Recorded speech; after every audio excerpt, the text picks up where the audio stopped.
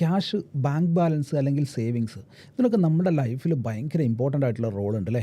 നമ്മളെല്ലാവരും ജീവിതം തുടങ്ങുന്നത് മുതൽ മരിക്കുന്നത് വരെ ഓടിക്കൊണ്ടിരിക്കുന്നത് ഈ ക്യാഷ് എന്നുള്ളൊരു സംഗതിയുടെ പിറകിൽ മാത്രമാണ്.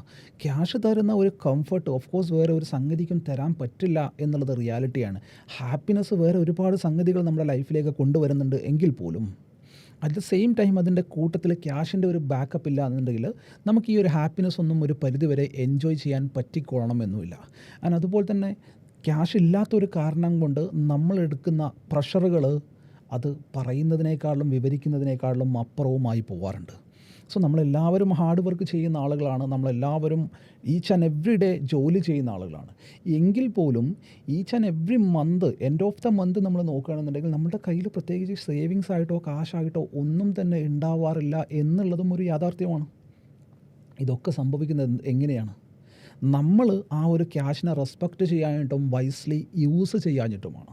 സോ എങ്ങനെയായിരിക്കണം നമ്മൾ പ്രോപ്പറായിട്ട് മണി മാനേജ് ചെയ്യേണ്ടത്, എങ്ങനെയായിരിക്കണം നമ്മുടെ ചിലവുകൾ ഉണ്ടാവേണ്ടത് എന്നുള്ളതൊക്കെയാണ് നമ്മൾ ഈ ഒരു വീഡിയോയിൽ ഡീറ്റെയിൽ ആയിട്ട് ഡിസ്കസ് ചെയ്യാൻ പോകുന്നത്.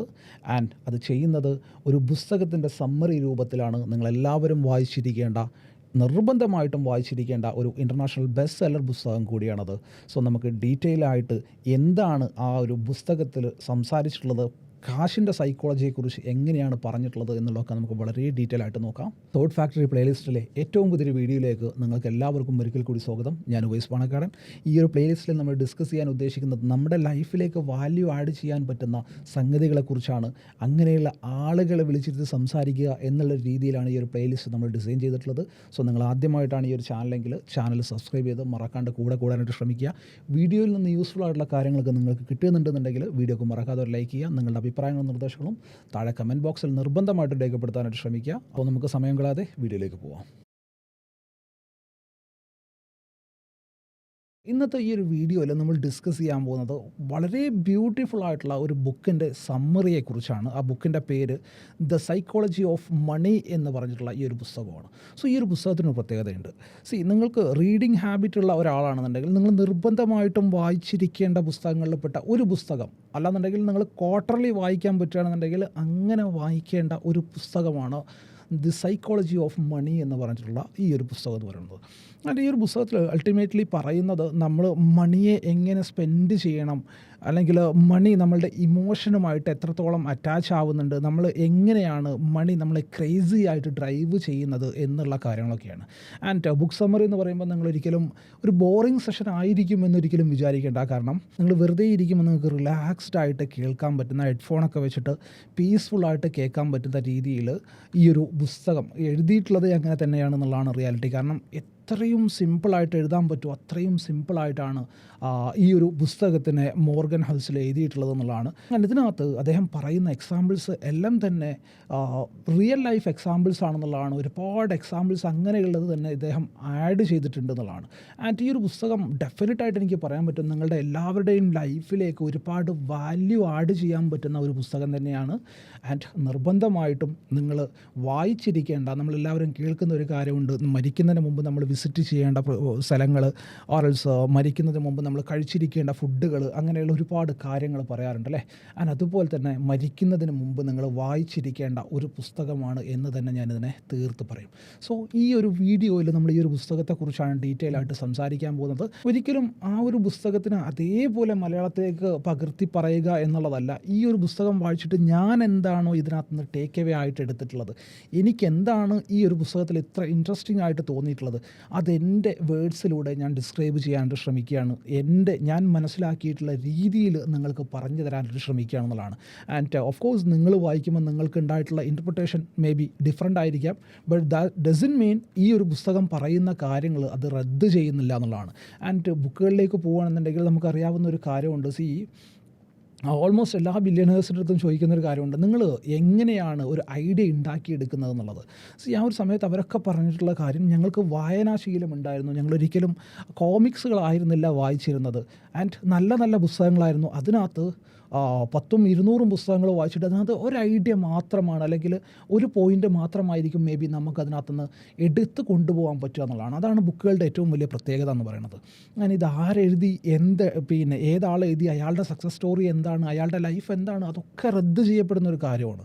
കാരണം അൾട്ടിമേറ്റ്ലി ഈ ബുക്കുകളൊക്കെ നമുക്ക് തരുന്ന ഇൻഡെപ്ത് നോളജുകളുണ്ട്. അതൊരു ഫെയിലിയർ ആയിട്ടുള്ള ഒരാളുടേതായിരിക്കാം, അതല്ലെങ്കിൽ സക്സസ് ആയിട്ടുള്ള ഒരാളുടേതായിരിക്കാം. കഴിഞ്ഞ ദിവസം നമ്മളുടെ ചാനലിൽ ഞാൻ അപ്ലോഡ് ചെയ്ത വീഡിയോയിൽ, സൈക്കോളജി വീഡിയോയിൽ, നമ്മുടെ ബാക്കിലുണ്ടായിരുന്ന റിച്ച് ഡാഡ് പുവർ ഡാഡ് എന്ന് പറഞ്ഞ പുസ്തകം കണ്ടിട്ട് ഒരാൾ പറഞ്ഞു, റിച്ച് ഡാഡ് പുവർ ഡാഡാണോ വായിക്കുന്നത്, അയാൾ തന്നെ എത്രയോ ബില്യൺ കടത്തിലാണ് എന്നുള്ളതാണ് അയാളുടെ ഒരു കമൻറ്റ് ഉണ്ടായിരുന്നത്. എനിക്ക് സിമ്പിളായിട്ട് ഞാൻ ആ കമൻറ്റ് കണ്ടപ്പോൾ തന്നെ ഞാൻ ടൈപ്പ് ചെയ്തിട്ടൊന്നുമില്ല, ബട്ട് എന്നാലും ഞാൻ ചോദിച്ചൊരു കാര്യം, സോ വാട്ട് എന്നുള്ളതാണ്. അയാൾ അത്രയും വലിയ കടത്തിലാണെന്നുണ്ടെങ്കിലും അയാൾ പറഞ്ഞിട്ടുള്ള കാര്യങ്ങൾ, അയാൾ ആ ബുക്കിൽ നൽകിയിട്ടുള്ള പോയിന്റുകൾ റദ്ദ് ചെയ്യപ്പെടുന്നില്ല എന്നുള്ളതാണ്. സോ ബുക്കുകൾ എപ്പോഴും നമ്മളുടെ ലൈഫിൽ വാല്യൂ ആഡ് ചെയ്യും എന്നുള്ളതാണ് ആദ്യമേ എനിക്ക് നിങ്ങളടുത്ത് പറയാനുള്ളത്. അൾട്ടിമേറ്റ്ലി ഇങ്ങനെയുള്ള ബുക്കുകൾ യൂഷ്വലി ബോറിംഗ് ആവാറുണ്ട്, ബട്ട് ഈ ഒരു ബുക്കിൽ അങ്ങനെയുള്ള ഒരു ബോറിംഗ് പാർട്ട് പോലും ഇല്ല എന്നുള്ളതാണ് റിയാലിറ്റി. ആൻഡ് 250 പേജുള്ള ബുക്കാണ്. ആൻഡ് അതിനെ ഇഴകീറി പറയാനായിട്ട് നമുക്ക് ഒരുപാട് ടൈം എടുക്കും. ആൻഡ് ഈ ഒരു പോഡ്കാസ്റ്റ് തന്നെ എത്ര ടൈം എടുക്കും എന്നുള്ളതിനെക്കുറിച്ചൊന്നും എനിക്ക് യാതൊരു ഐഡിയ ഇല്ല. സോ നിങ്ങൾ റിലാക്സ്ഡ് ആയിട്ട് ഇരുന്നിട്ട് ഈസി ആയിട്ട് കേൾക്കുക, എൻജോയ് ചെയ്യുക. നമുക്ക് നേരെ വീഡിയോയിലേക്ക് പോകാം. ബുക്ക് സ്റ്റാർട്ട് ചെയ്യുന്നത് തന്നെ നെപ്പോളിയൻ്റെ ഒരു കോട്ട് വെച്ചിട്ടാണ്. ആ കോട്ട് ഏകദേശം ഇങ്ങനെയാണ്: A genius is the man who can do the average thing when every one else around him is losing his mind എന്നുള്ളതാണ്. എത്ര ബ്യൂട്ടിഫുൾ ആയിട്ടാണ് പറഞ്ഞിട്ടുള്ളത് നോക്കിയേ. ആവറേജ് ആയിട്ടുള്ള കാര്യങ്ങൾ ചെയ്താൽ പോലും ഒരാൾക്ക് വിജയിക്കാൻ പറ്റും എന്നുള്ളതാണ് സിമ്പിളായിട്ട് ആ ഒരു കോട്ടൻ്റെ അർത്ഥം എന്ന് പറയുന്നത്.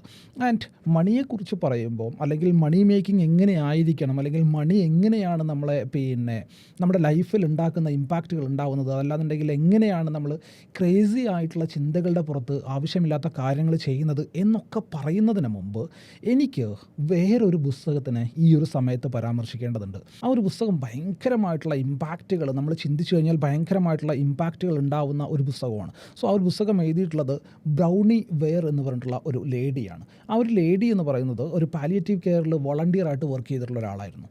സോ അവർ വർക്ക് ചെയ്യുന്ന പാലിയേറ്റീവ് കെയറിൽ കിടക്കുന്ന രോഗികളെല്ലാം തന്നെ ഇന്നോ നാളെയോ മരിക്കും, അതല്ലാണ്ട് മരണമല്ലാണ്ട് അവരുടെ മുൻപിൽ വേറെ ഒന്നും ഇല്ല എന്നുള്ള സ്റ്റേജിലുള്ളവരായിരുന്നു. ബ്രൗണി വെയർ അവരുടെ അടുത്ത് ചോദിക്കുന്ന കുറച്ച് കാര്യങ്ങളുണ്ട്. എന്താണ് നിങ്ങൾ റിഗ്രറ്റ് ചെയ്യുന്ന കാര്യങ്ങൾ, നിങ്ങളുടെ ലൈഫിൽ നിങ്ങൾ റിഗ്രറ്റ് ചെയ്തിട്ടുള്ള കാര്യങ്ങൾ എന്താണെന്നുള്ളത്.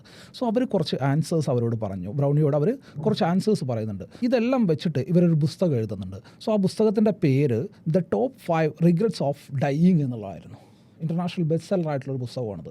ആൻഡ് അതിനകത്ത് ഒരു 5 പോയിൻറ്റുകൾ ഈ മരിക്കാൻ കിടക്കുന്ന ആളുകൾ എടുത്ത് പറയുന്നുണ്ട്. അതിനകത്ത് ഒന്നാമത്തെ പോയിൻ്റ് എന്താണെന്നറിയോ? ഐ വിഷ്, ഞാൻ ആഗ്രഹിക്കുന്നു, മറ്റുള്ളവരുടെ ഇഷ്ടത്തിനല്ലാണ്ട് എനിക്ക് തോന്നിയതുപോലെ ഞാൻ ജീവിച്ചിരുന്നെങ്കിൽ എന്ന് ഞാൻ ആഗ്രഹിക്കുന്നു എന്നാണ് മരിക്കാൻ കിടക്കുന്ന ആളുകൾ പറഞ്ഞിട്ടുള്ളത്. അതായത് മറ്റുള്ളവരെന്ത് ചിന്തിക്കും എന്നുള്ളത് ആലോചിച്ചിട്ട് എൻ്റെ ലൈഫ് ഡിസൈഡ് ചെയ്യുന്നതിന് പകരം എൻ്റെ ഇഷ്ടത്തിനനുസരിച്ച്, എൻ്റെ അനുസരിച്ച് എൻ്റെ ലൈഫ് ഞാൻ ഡിസൈഡ് ചെയ്തിട്ടുണ്ടായിരുന്നുവെങ്കിൽ ഞാൻ ഒന്നുകൂടി ഹാപ്പി ആയിട്ടിരുന്നേനെ എന്നാണ് അവർ ഫസ്റ്റ് പറഞ്ഞിട്ടുള്ള കാര്യം. ആൻഡ് രണ്ടാമത് പറഞ്ഞിട്ടുള്ള കാര്യം എന്താണെന്നറിയോ? I wish I Haddin work so hard എന്നുള്ളതാണ്. ഞാൻ ഇത്രയും കഷ്ടപ്പെടാണ്ടിരുന്നുവെങ്കിൽ, അല്ലെങ്കിൽ ജോലിയോട്, അല്ലെങ്കിൽ ഞാൻ ചെയ്യുന്ന വർക്കിനോട് ഇത്രത്തോളം കഷ്ടപ്പെട്ട് ഞാനത് ചെയ്യാണ്ടിരുന്നിരുന്നുവെങ്കിൽ എന്നാണ് മരിക്കാൻ കിടക്കുന്ന ആളുകൾ അടുത്തതായിട്ട് പറഞ്ഞിട്ടുള്ള കാര്യം. ആൻഡ് മൂന്നാമതായിട്ട് അവർ പറഞ്ഞിട്ടുള്ള പോയിൻ്റ് എന്താണെന്നറിയോ? ഞാൻ എൻ്റെ ഫ്രണ്ട്സിന് വേണ്ടി ടൈം സ്പെൻഡ് ചെയ്തിരുന്നുവെങ്കിൽ എന്നുള്ളതാണ്. എൻ്റെ ഫ്രണ്ട്സിൻ്റെ കൂടെ, അതായത് എൻ്റെ ഹാപ്പിനെസ്സിന് വേണ്ടിയിട്ട് ഞാൻ ടൈം സ്പെൻഡ് ചെയ്തിരുന്നുവെങ്കിൽ എന്നാണ് മരിക്കാൻ കിടക്കുന്ന സമയത്ത് അവരടുത്തതായിട്ട് പറഞ്ഞിട്ടുള്ള പോയിൻ്റ്.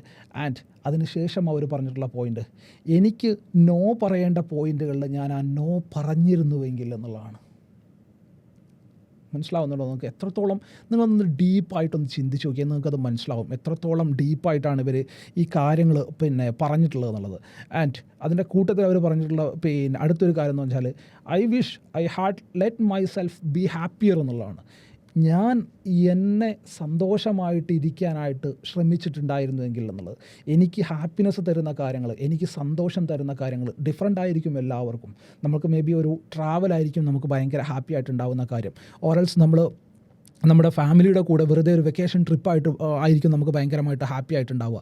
അങ്ങനെയുള്ള കാര്യങ്ങളിൽ ഞാൻ ടൈം സ്പെൻഡ് ചെയ്തിരുന്നുവെങ്കിൽ എന്നാണ് മരിക്കാൻ കിടക്കുന്ന സമയത്ത് അവർ പറഞ്ഞിട്ടുള്ളൊരു പോയിൻ്റ് എന്ന് പറഞ്ഞാൽ, ഒരിക്കൽ പോലും അവരെന്ത് പറഞ്ഞിട്ടില്ല, എൻ്റെ പോർട്ട്ഫോളിയോ ഇത്ര ഉണ്ടായിരുന്നുവെങ്കിൽ, എൻ്റെ സമ്പാദ്യം ഇത്ര ഉണ്ടായിരുന്നുവെങ്കിൽ, ഞാനൊരു കോടീശ്വരനായിട്ട് മരിക്കുകയായിരുന്നുവെങ്കിൽ എന്നുള്ളൊരു ടോക്ക് മരിക്കാൻ കിടക്കുന്ന സമയത്ത് ആരും തന്നെ പറഞ്ഞിട്ടില്ല. ആൻഡ് മുകേഷ് അംബാനി ആണെങ്കിൽ പോലും, ഓർസ് വാറൻ ബഫറ്റ് ആണെന്നുണ്ടെങ്കിൽ പോലും, ഇനി അതല്ല പട്ടിണി കിടന്ന് മരിക്കാൻ പോകുന്ന ഒരാളാണെങ്കിൽ പോലും അയാളും ഒരിക്കലും പറയാൻ പോകുന്നില്ല എനിക്ക് ഇത്ര വലിയൊരു സമ്പാദ്യം ഉണ്ടായതിന് ശേഷമായിരുന്നു എൻ്റെ മരണം സംഭവിക്കുന്നതെന്നുണ്ടെങ്കിൽ ഞാൻ ഇതിനേക്കാളും ഹാപ്പി ആയിരുന്നേനെ എന്ന് അയാൾ ഒരിക്കലും പറയാൻ പോകുന്നില്ല. അയാൾക്കൊരിക്കലും അങ്ങനെയുള്ള റിഗ്രറ്റുകളും ഉണ്ടാവാൻ പോകുന്നില്ല. സോ ഞാൻ പറഞ്ഞു വെക്കുന്ന പോയിൻ്റ് എന്താണെന്ന് വെച്ചാൽ, കാശ് ഉണ്ടാക്കുക എന്നല്ല ഒരാളുടെയും അൾട്ടിമേറ്റ് എയിം, ഒരാളുടെയും ഹാപ്പിനെസ് എന്ന് പറയുന്നത്. ബട്ട് കാശ് നമുക്ക് ഹാപ്പിനെസ് തരും എന്നുള്ളത് വേറൊരു റിയാലിറ്റിയാണ്. സോ നമ്മൾ ആ ഒരു പ്രോപ്പറായിട്ടുള്ള മണി മാനേജ്മെൻറ്റ് ചെയ്യേണ്ടതുണ്ട് എന്നത് നമുക്ക് ഇതിനകത്ത് തന്നെ മനസ്സിലാവുന്ന ഒരു കാര്യമാണ്. കാശിന് കാശ് തന്നെ വേണമെന്ന് പറയുന്നത് പോലെ, കാശ് മാത്രം ചെയ്ത് തരാൻ പറ്റുന്ന, കാശിന് മാത്രം തരാൻ പറ്റുന്ന കുറേ കംഫർട്ട് സോണുകൾ നമ്മുടെ ലൈഫിലുണ്ട് എന്നുള്ളതാണ്. സോ അങ്ങനെയുള്ള ഫിനാൻഷ്യൽ ഫ്രീഡത്തിലേക്ക് എങ്ങനെ എത്തിപ്പെടാം, അങ്ങനെയുള്ള ഒരു ലൈഫ് സ്റ്റൈലിലേക്ക് എങ്ങനെ എത്തിപ്പെടാം എന്നുള്ളതാണ് ദ സൈക്കോളജി ഓഫ് മണി എന്നുള്ള ബുക്കിൽ കംപ്ലീറ്റ് ആയിട്ട് പറഞ്ഞിട്ടുള്ളത്. അതും ഏറ്റവും ഈസി ആയിട്ട് എല്ലാവർക്കും മനസ്സിലാവുന്ന രീതിയിൽ ബ്യൂട്ടിഫുൾ ആയിട്ട് അവർ എക്സ്പ്ലെയിൻ ചെയ്തിട്ടുണ്ട് എന്നുള്ളതാണ്. സോ അതിനകത്തുള്ള ഫസ്റ്റ് പോയിൻ്റ് എന്താണെന്ന് വെച്ചാൽ, ഫിനാൻഷ്യൽ ഇൻഡിപെൻഡൻസ് ഓവർ സ്റ്റാറ്റസ് എന്നുള്ളതാണ്. നിങ്ങളെല്ലാവരും ഇപ്പോൾ എന്താണോ മനസ്സിലാക്കിയിട്ടുള്ളത് അത് തന്നെയാണ്. സ്റ്റാറ്റസ് സിമ്പലിന് പകരമായിട്ട് നിങ്ങൾക്ക് ഫിനാൻഷ്യൽ ഇൻഡിപെൻഡൻസ് ഉണ്ടാക്കിയെടുക്കാൻ ശ്രമിക്കുക എന്നുള്ളതാണ്. നാട്ടുകാരെ കാണിക്കാനായിട്ട്, അല്ലെങ്കിൽ നിങ്ങൾക്ക് ഒരു പുറത്തേക്ക് ഇറങ്ങുമ്പോൾ നിങ്ങൾക്കൊരു സ്റ്റാറ്റസ് കിട്ടുന്നതിന് പകരമായിട്ട് നിങ്ങൾക്കൊരു ഫിനാൻഷ്യൽ ഇൻഡിപെൻഡൻസ് ഉണ്ടാക്കിയെടുക്കാൻ ആദ്യം ശ്രമിക്കുക. നമ്മളെല്ലാവരും ചെയ്യുന്ന ഒരുപാട് മിസ്റ്റേക്കുകൾ ഇതിനകത്ത് തന്നെ വരുന്നില്ലേ. നമ്മൾ EMIസും കാര്യങ്ങളൊക്കെ ആഡ് ചെയ്തിട്ട് പുതിയ പുതിയ ഫോണുകൾ വാങ്ങിക്കും, ആവശ്യമില്ലാത്ത പർച്ചേസുകൾ ചെയ്യും, ആൻഡ് ഒരു പരിധിയില്ലാത്ത രീതിയിൽ ചിലവഴിക്കും അല്ലേ. നമ്മളുടെ എക്സ്പെൻസുകൾക്ക് നമുക്കൊരിക്കലും ഒരു ലിഡ് ഉണ്ടാവാറില്ല, ഒരു ലിമിറ്റ് നമ്മൾ വെക്കാറില്ല, ഒരു ബജറ്റിൻ്റെ ഉള്ളിൽ നിന്നിട്ട് നമ്മൾ ഒരിക്കലും ജീവിക്കാറില്ല. ഇതൊക്കെ നമ്മളുടെ ബിയോണ്ട് അവർ ലിമിറ്റാണ്, അല്ലെങ്കിൽ നമ്മളുടെ ഇൻകം എന്താണോ അതിനേക്കാളും വലുതാണ് നമ്മളുടെ എക്സ്പെൻസുകൾ. ആൻഡ് ആ എക്സ്പെൻസുകൾ ഉണ്ടാവുന്നത് തന്നെ എന്തിനാണ്? ഒന്നാമത്തെ കേസ് ഇമോഷനാണ് അല്ലേ. വീട് നമുക്കൊരു ഇമോഷനാണ്, ഒരു കാർ നമുക്കൊരു ഇമോഷനാണ്. നമ്മളുടെ തൊട്ട് മുമ്പിലുള്ള, അല്ലെങ്കിൽ എൻ്റെ കൂടെ പഠിച്ചവൻ അത് ചെയ്തു, എനിക്കിത് ചെയ്യണം, ഇതെൻ്റെ തോന്നലാണ് അല്ലേ. അദ്ദേഹം ഈ ഒരു പുസ്തകത്തിൽ ക്ലിയർ ആയിട്ട് പറയുന്നൊരു കാര്യമുണ്ട്, കാശിന് സ്റ്റാറ്റിസ്റ്റിക്സിനേക്കാളിലും കൂടുതൽ, അല്ലെങ്കിൽ എക്സൽ ഷീറ്റിനേക്കാളിലും കൂടുതൽ നമ്മളുടെ ഇമോഷനുമായിട്ട് ഭയങ്കരമായിട്ടുള്ള കണക്ഷൻ ഉണ്ടെന്നുള്ളത് നിങ്ങൾക്ക് എല്ലാവർക്കും ഈസി ആയിട്ട് മനസ്സിലാക്കാൻ പറ്റുന്ന രീതിയിലാണ് ആ കാര്യങ്ങളൊക്കെ വരുന്നത് അല്ലേ. സോ അദ്ദേഹം പറയുന്നത് എന്താണെന്ന് വെച്ചാൽ, സ്റ്റാറ്റസ് സിമ്പിൾ എന്നുള്ളതിന് പകരം നിങ്ങൾ സ്പെൻഡ് ചെയ്യുന്ന ഏതൊരു കാര്യവും നിങ്ങളുടെ ലൈഫിലേക്ക് വാല്യൂ ആഡ് ചെയ്യപ്പെടുന്ന രീതിയിലായിരിക്കണം എന്നുള്ളതാണ് അതിൻ്റെ സിമ്പിളായിട്ടുള്ള എക്സ്പ്ലനേഷൻ എന്ന് പറഞ്ഞാൽ. ഇപ്പം ഞാനൊരു ഫോണിന് വേണ്ടി സ്പെൻഡ് ചെയ്യുന്നുണ്ടെന്നുണ്ടെങ്കിൽ ഈ ഒരു ഫോൺ എൻ്റെ ലൈഫിലേക്ക് വാല്യൂ ആഡ് ചെയ്യപ്പെടണം, നാട്ടുകാർ കാണാൻ വേണ്ടിയിട്ടാവരുത്. ഇപ്പം ഈ ഒരു ഫോണിൻ്റെ എക്സാമ്പിൾസ് പറയുമ്പോൾ ഞാൻ എൻ്റെ റിയൽ ലൈഫ് എക്സാമ്പിളിലേക്ക് കൂട്ടിക്കെട്ടി പറയുകയാണെന്നുണ്ടെങ്കിൽ, ഞാൻ ഈ ഫോൺ വാങ്ങിച്ചിട്ട് എനിക്കിത് മാറ്റാം, ഇതിൻ്റെ പുതിയ മോഡൽസ് വന്നിട്ടുണ്ട്, but I don't want to, എനിക്കിത് മാറ്റേണ്ട കാര്യമില്ല. എന്താണോ ഒരു പുതിയ ഫോൺ ചെയ്യുന്നത് ആ ഒരു ഫങ്ഷൻസ് എല്ലാം തന്നെ ഈ ഒരു ഫോൺ ചെയ്യുന്നുണ്ട്. ഇതിൻ്റെ മുമ്പ് എൻ്റെ കയ്യിലുണ്ടായിരുന്ന ഫോൺ എന്തുകൊണ്ട് ഞാൻ മാറി എന്ന് ചോദിച്ചു കഴിഞ്ഞാൽ, ഞാൻ എൻ്റെ യൂട്യൂബ് വീഡിയോസ് മിക്കവാറും മാർക്കറ്റ് അനാലിസിൻ്റെ വീഡിയോസ് ഷൂട്ട് ചെയ്യുന്നത് ഈ ഒരു ഫോണിൽ വെച്ചിട്ടാണ്. സോ അതിനേക്കാളിലും കപ്പാസിറ്റി, അതിനേക്കാളിലും വാല്യൂ എനിക്ക് ഈ ഒരു ഫോൺ ആഡ് ചെയ്യുന്നുണ്ട്. ആൻഡ് ഇതിനേക്കാളിലും വാല്യൂ അതിനുശേഷം ഇറങ്ങിയിട്ടുള്ള 2-3 മോഡൽസ് ആണെന്നുണ്ടെങ്കിലും എൻ്റെ ലൈഫിലേക്ക് ആഡ് ചെയ്യപ്പെടുന്നില്ല. ഓഫ് കോഴ്സ് ക്വാളിറ്റി വൈസോ കാര്യങ്ങളൊക്കെ നല്ലതായിരിക്കും, ബട്ട് എൻ്റെ പേർപ്പസിന് എനിക്കിത് മതി. എനിക്ക് കാശില്ലാത്തത് കൊണ്ടല്ല ഞാനിത് മാറാത്തത്. ഞാൻ പറയുന്ന പോയിന്റ് നിങ്ങൾക്ക് മനസ്സിലാവുന്നുണ്ടോ? ഇപ്പോൾ ഏറ്റവും സിമ്പിളായിട്ട് പറയുകയാണെന്നുണ്ടെങ്കിൽ, കഴിഞ്ഞ ദിവസം എൻ്റെ കണ്ണ് തുറപ്പിക്കുന്ന ഒരു കാര്യം ഉണ്ടായി. ഞാനൊരു വാഹനം എടുക്കാനുള്ളൊരു പ്ലാൻ ഇട്ടു. ആൻഡ് ഞാനിവിടെ ഒരു പ്രീമിയം യൂസ്ഡ് കാറിൻ്റെ ഷോറൂമിൽ പോയി നോക്കി. ജീപ്പ് റാംഗ്ലറാണ് ഞാൻ നോക്കിയത്. ഞാൻ അറൗണ്ട് ഒരു 50 lakh rupeesൻ്റെ അടുത്ത് പ്രൈസ് അതിന് പറഞ്ഞു. ആൻഡ് ഓൾമോസ്റ്റ് ഞാനത് വാങ്ങിക്കുക എന്നുള്ള ലെവലിലേക്ക് തന്നെ ചിന്തിച്ചെത്തി.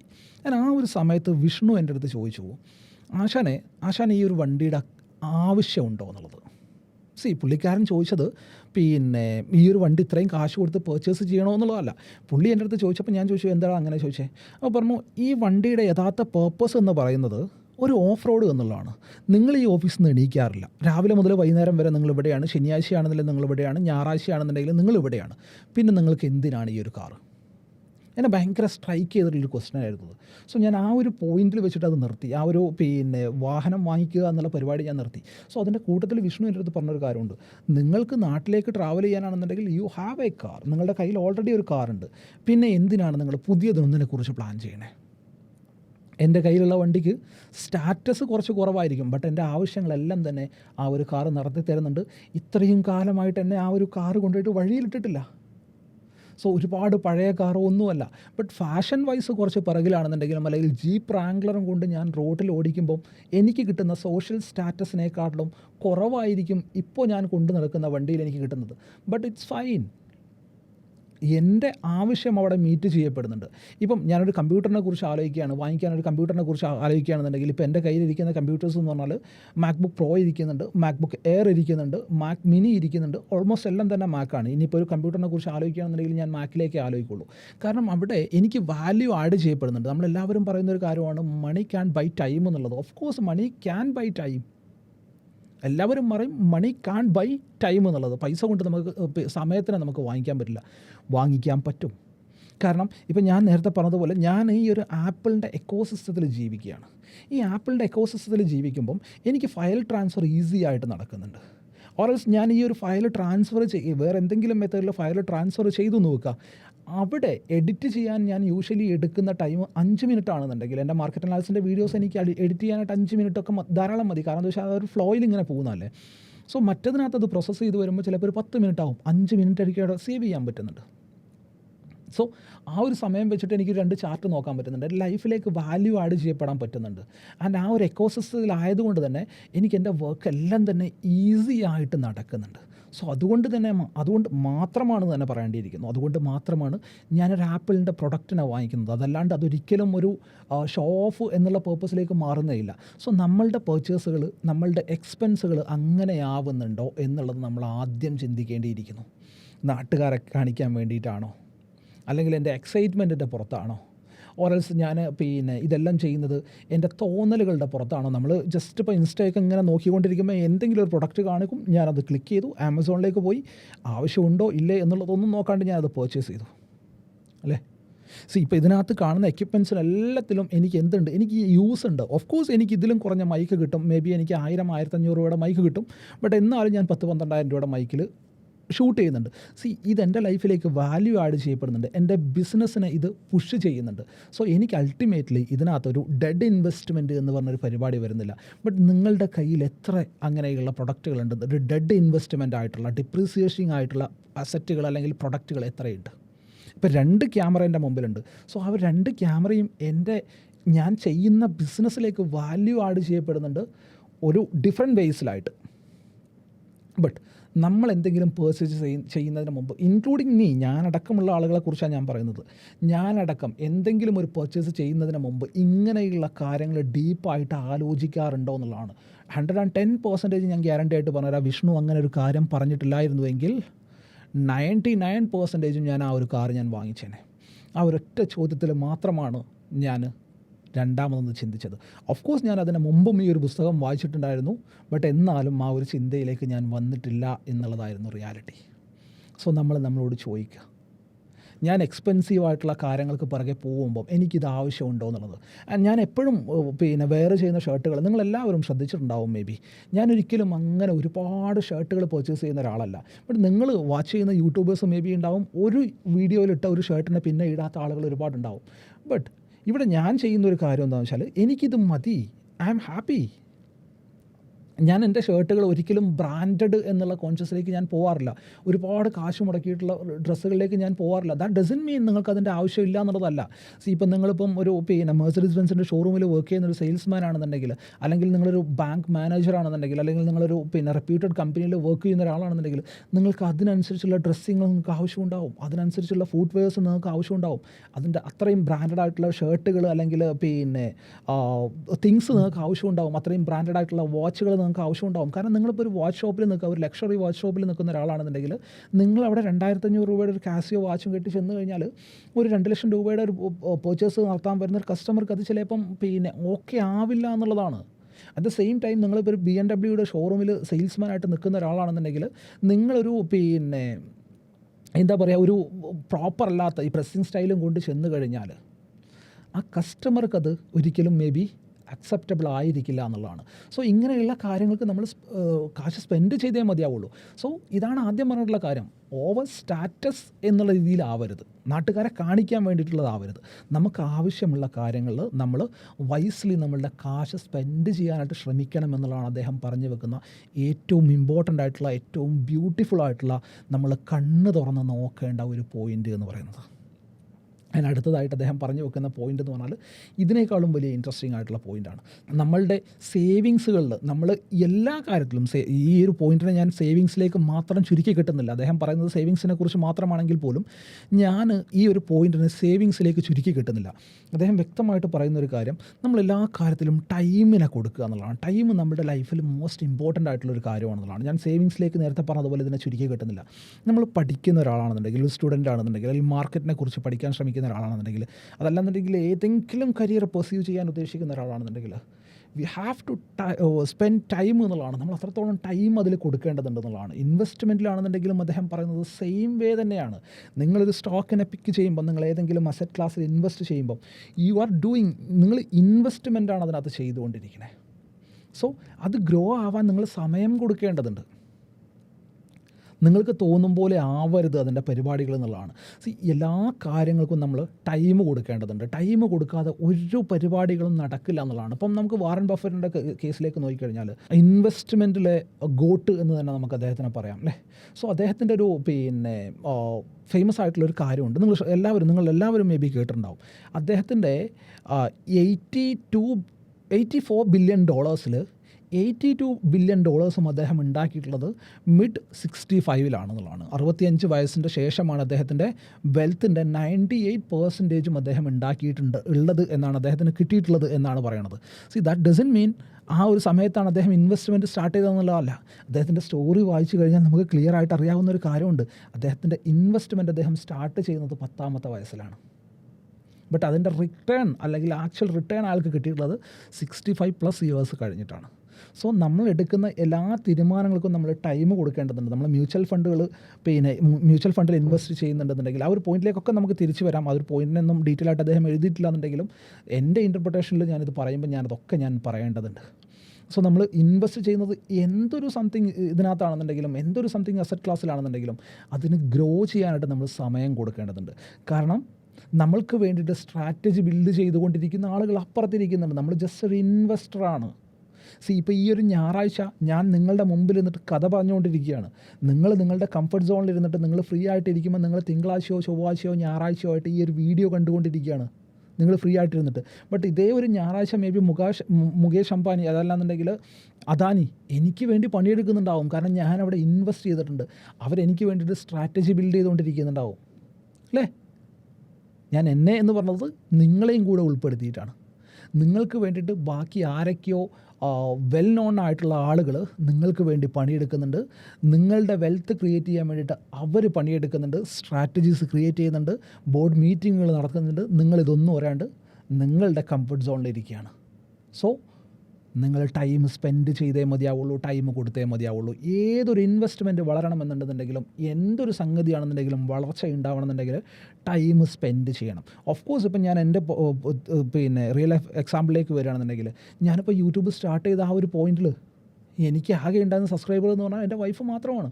ആൻഡ് സ്ലോ ആൻഡ് സ്റ്റഡി അതിങ്ങനെ കയറി വന്നിട്ട് ഇപ്പോൾ 50 ആയി, 50,000+ ആയി. സോ ഞാനത് എനിക്ക് വ്യൂ കിട്ടുന്നില്ല എന്ന് പറഞ്ഞ് ഞാനത് ഇട്ടിട്ട് പോയി കഴിഞ്ഞാൽ എന്തായിരിക്കും? സോ അത് ആ ഒരു ട്രാക്കിലേക്ക് വരാനുള്ള ടൈം അതെടുക്കും. ഇപ്പോഴും ഞാൻ എന്താണോ ആഗ്രഹിക്കുന്നത് ആ ഒരു ട്രാക്കിലേക്ക് എൻ്റെ വ്യൂസ് വന്നിട്ടില്ല. ദാറ്റ് ഡസൻറ്റ് മീൻ ഞാനിത് ഇവിടെ വെച്ചിട്ട് പകുതി വഴിക്ക് ഇട്ടിട്ട് പോകുക. അത് ടൈം എടുക്കും. ടൈം എടുത്തോട്ടെ. ടൈം കൊടുക്കാൻ റെഡി ആയിട്ടാണല്ലോ ഞാൻ ഈ ഒരു പരിപാടി സ്റ്റാർട്ട് ചെയ്തിട്ടുള്ളത്. സോ എല്ലാ കാര്യങ്ങൾക്കും നമ്മൾ അതിൻ്റേതായിട്ടുള്ള ടൈം കൊടുക്കേണ്ടതുണ്ട്. നമ്മുടെ ഇൻവെസ്റ്റ്മെൻ്റ് ആണെന്നുണ്ടെങ്കിലും, നമ്മളുടെ ബന്ധങ്ങളാണെന്നുണ്ടെങ്കിലും എല്ലാത്തിനും നമ്മൾ ടൈം കൊടുക്കേണ്ടതുണ്ട് എന്നുള്ളതാണ് അദ്ദേഹം പറഞ്ഞു വെക്കുന്ന അടുത്ത പോയിൻ്റ് എന്ന് പറയുന്നത്. ആൻഡ് അദ്ദേഹം പറഞ്ഞു വെക്കുന്ന അതിൻ്റെ പിറ്റത്തെ പോയിന്റിലേക്ക് പോകണമെന്നുണ്ടെങ്കിൽ എനിക്ക് കുറച്ചുകൂടി കണക്കുകളിലേക്ക് നോക്കേണ്ടതുണ്ട്. സോ ആ പോയിൻ്റ് എന്താണെന്ന് വെച്ചാൽ റിസ്ക് വിസ് ലക്ക് എന്നുള്ളതാണ്. നമ്മുടെ ലൈഫിൽ റിസ്ക്കിനും ലക്കിനും ഒരുപോലെ പങ്കാളിത്തമുണ്ട്. രണ്ടിനെയും നമ്മൾ ഒരുപോലെ ആക്സെപ്റ്റ് ചെയ്യാൻ പഠിക്കേണ്ടതുണ്ട് എന്നുള്ളതാണ്. ഒരിക്കലും സ്റ്റഡി മാത്രം വെച്ചിട്ട് അല്ലെങ്കിൽ എൻ്റെ അനാലിസിസ് മാത്രം വെച്ചിട്ട് അല്ലെങ്കിൽ എൻ്റെ ബാക്കിയുള്ള കാര്യങ്ങൾ വെച്ചിട്ട് എൻ്റെ ലൈഫിൽ ഒന്നും ഉണ്ടാകുന്നില്ല എന്നാണ് അയാൾ പറഞ്ഞു വെക്കുന്ന കാര്യം. അതിനകത്ത് ബ്യൂട്ടിഫുൾ ആയിട്ടുള്ള ഒരുപാട് എക്സാമ്പിൾസും ഈ ബുക്കിൽ അദ്ദേഹം പറയുന്നുണ്ട്. ആ ഒരു പോയിന്റിലേക്ക് പോകണമെങ്കിലാണ് എനിക്ക് ആ കണക്കുകളും കാര്യങ്ങളൊക്കെ നോക്കേണ്ടതുണ്ട് എന്ന് ഞാൻ പറഞ്ഞത്. സോ ഇതിന് രണ്ടിനും നമ്മുടെ ലൈഫിൽ തുല്യ പ്രാധാന്യമുണ്ട്. ശരിയല്ലേ? നിങ്ങളൊന്ന് ആലോചിച്ച് നോക്കിയേ. ഇപ്പോൾ സ്റ്റോക്ക് മാർക്കറ്റുമായിട്ട് ബന്ധമുള്ള ഒരാളാണെന്നുണ്ടെങ്കിൽ നിങ്ങൾക്ക് അറിയാൻ പറ്റും, കഴിഞ്ഞ കോവിഡിൻ്റെ ആ സമയത്ത് Nifty come down around 7,000 rupees അല്ലേ, 7,000 സംതിങ്ങിലേക്കൊക്കെ മാർക്കറ്റ് എത്തിയിട്ടുണ്ടായിരുന്നു. ഇപ്പോൾ അതിൻ്റെ വാല്യൂ ഇരിക്കുന്നത് എവിടെയാണ്? 25,000 ഇപ്പോൾ അതിൻ്റെ വാല്യൂ ഇരിക്കുന്നത്. 25,700 ആ റേഞ്ചിലാണ് ഇപ്പോൾ അതിൻ്റെ വാല്യൂ ഇരിക്കുന്നത്. സോ നിങ്ങൾ മേ ബി യൂട്യൂബിൽ നിങ്ങൾ സ്റ്റോക്ക് മാർക്കറ്റുമായിട്ട് ബന്ധമുള്ള ഒരാളാണെന്നുണ്ടെങ്കിൽ നിങ്ങൾ അതിൻ്റെ വീഡിയോയും കണ്ടിട്ടുണ്ടാവും. വീഡിയോ ഓപ്പൺ ആക്കുമ്പോൾ തന്നെ നിങ്ങൾക്ക് ആഡ് വരാറുണ്ട്. ഇപ്പോൾ ഒരു കഷണ്ടിയുള്ള ഒരാൾ, എന്നെ പോലത്തെ മുടിയില്ലാത്ത ഒരാൾ വന്നിട്ട് പറയാറുണ്ട്, if you have bought Nifty here you would have sitting in a huge profit എന്നൊക്കെ പറഞ്ഞിട്ട് പറയാറുണ്ട് അല്ലേ. ഈ ഹിയർ എന്നൊക്കെ പറയുമ്പോൾ നിങ്ങൾ ആ ഒരു പോയിന്റിൽ നിഫ്റ്റി ബൈ ചെയ്തിട്ടുള്ള ഒരാളാണെന്നുണ്ടെങ്കിൽ നിങ്ങൾ പറയുന്നുണ്ടാവും, ഓക്കെ എൻ്റെ സ്റ്റഡി പ്രകാരം എനിക്കവിടെ ബൈ വന്നിട്ടുണ്ടല്ലോ എന്നുള്ളത്. But at the same time ഞാൻ ചോദിക്കട്ടെ, അതേ ഒരു പോയിന്റിൽ നിങ്ങളുടെ കയ്യിൽ കാശില്ലായിരുന്നുവെങ്കിലോ, ഇൻവെസ്റ്റ് ചെയ്യാൻ കാശില്ലായിരുന്നുവെങ്കിലോ, നിങ്ങൾ മാത്രമാവില്ല, അതേ പോയിന്റിൽ കാശില്ലാത്ത ഒരാളും ഇതേ ഒരു സ്റ്റഡി ചെയ്തിട്ടുണ്ടാവും. ബട്ട് നിങ്ങളുടെ കയ്യിൽ കാശുണ്ടായിരുന്നു. അതാണ് റിസ്ക് വിസ് ലക്ക് എന്നുള്ള ചാപ്റ്ററിൽ അദ്ദേഹം ക്ലിയർ ആയിട്ട് പറയുന്ന ഒരു കാര്യം. ആൻഡ് കഴിഞ്ഞ ദിവസങ്ങളിൽ നമുക്കറിയാം, ഹിൻഡൻബർഗിൻ്റെ കേസ് വന്ന സമയത്ത് അദാനി ഗ്രൂപ്പിൻ്റെ സ്റ്റോക്കുകൾ നോക്കുകയാണെന്നുണ്ടെങ്കിൽ 4,500 ട്രേഡ് ചെയ്ത സ്റ്റോക്ക് 1,600 1,400 വന്നിട്ടുണ്ടായിരുന്നു. ബട്ട് അവിടെ നിങ്ങൾ ബൈ ചെയ്യാൻ മേ ബി നിങ്ങളുടെ കയ്യിൽ കാശുണ്ടെന്നുണ്ടെങ്കിൽ പോലും നിങ്ങൾക്കൊരു പേടിയുണ്ടാവും. ബട്ട് പേടിയില്ലാത്ത ഒരാൾ അവിടെ ബൈ ചെയ്തിട്ടുണ്ടാവും. എല്ലാവർക്കും പേടിയുണ്ടാവും, ബട്ട് പേടിയില്ലാത്ത ഒരാൾ അല്ലെങ്കിൽ അത്രയും ഫ്രീ ക്യാഷ് കയ്യിലുള്ള ഒരാൾ അവിടെ ബൈ ചെയ്തിട്ടുണ്ടാവും. സോ അവിടെ ലക്ക് എന്നുള്ളൊരു ഫാക്ടർ ഒരേപോലെ ഉണ്ട് എന്നുള്ളതാണ്. ഈ ഒരു ചാപ്റ്ററിൽ അദ്ദേഹം ബിൽഗേറ്റ്സിൻ്റെ എക്സാമ്പിൾ പറയുന്നുണ്ട്. ഈ ഒരു എക്സാമ്പിളിലേക്ക് പോകണമെന്നുണ്ടെങ്കിലാണ് എനിക്കിത് വായിക്കണമെന്ന് ഞാൻ പറഞ്ഞത്. അദ്ദേഹം പറയുന്ന ഉദാഹരണം ഏകദേശം ഇങ്ങനെയാണ്. 1968 അദ്ദേഹം പഠിച്ചിരുന്ന സ്കൂളിൽ കമ്പ്യൂട്ടർ വന്നു. ബിൽഗേറ്റ്സ് പഠിച്ചിരുന്ന ലേക്ക് സൈഡ് സ്കൂളിൽ കമ്പ്യൂട്ടർ വരികയാണ് 1968. ആൻഡ് അതേ സമയത്ത് ലോകത്ത് മൊത്തം 3,30,00,000 കുട്ടികൾ സ്കൂളിൽ പോകുന്നുണ്ടായിരുന്നു. അതേ ടൈമിൽ ലോകത്ത് മൊത്തം, ഇന്ത്യയിലെ കേസോ US കേസോ അല്ല പറയുന്നത്, ലോകത്ത് മൊത്തം 3,30,00,000 കുട്ടികൾ സ്കൂളിൽ പോകുന്നുണ്ടായിരുന്നു. അതിൽ 1,08,00,000 കുട്ടികൾ US നിന്നുള്ളവരായിരുന്നു.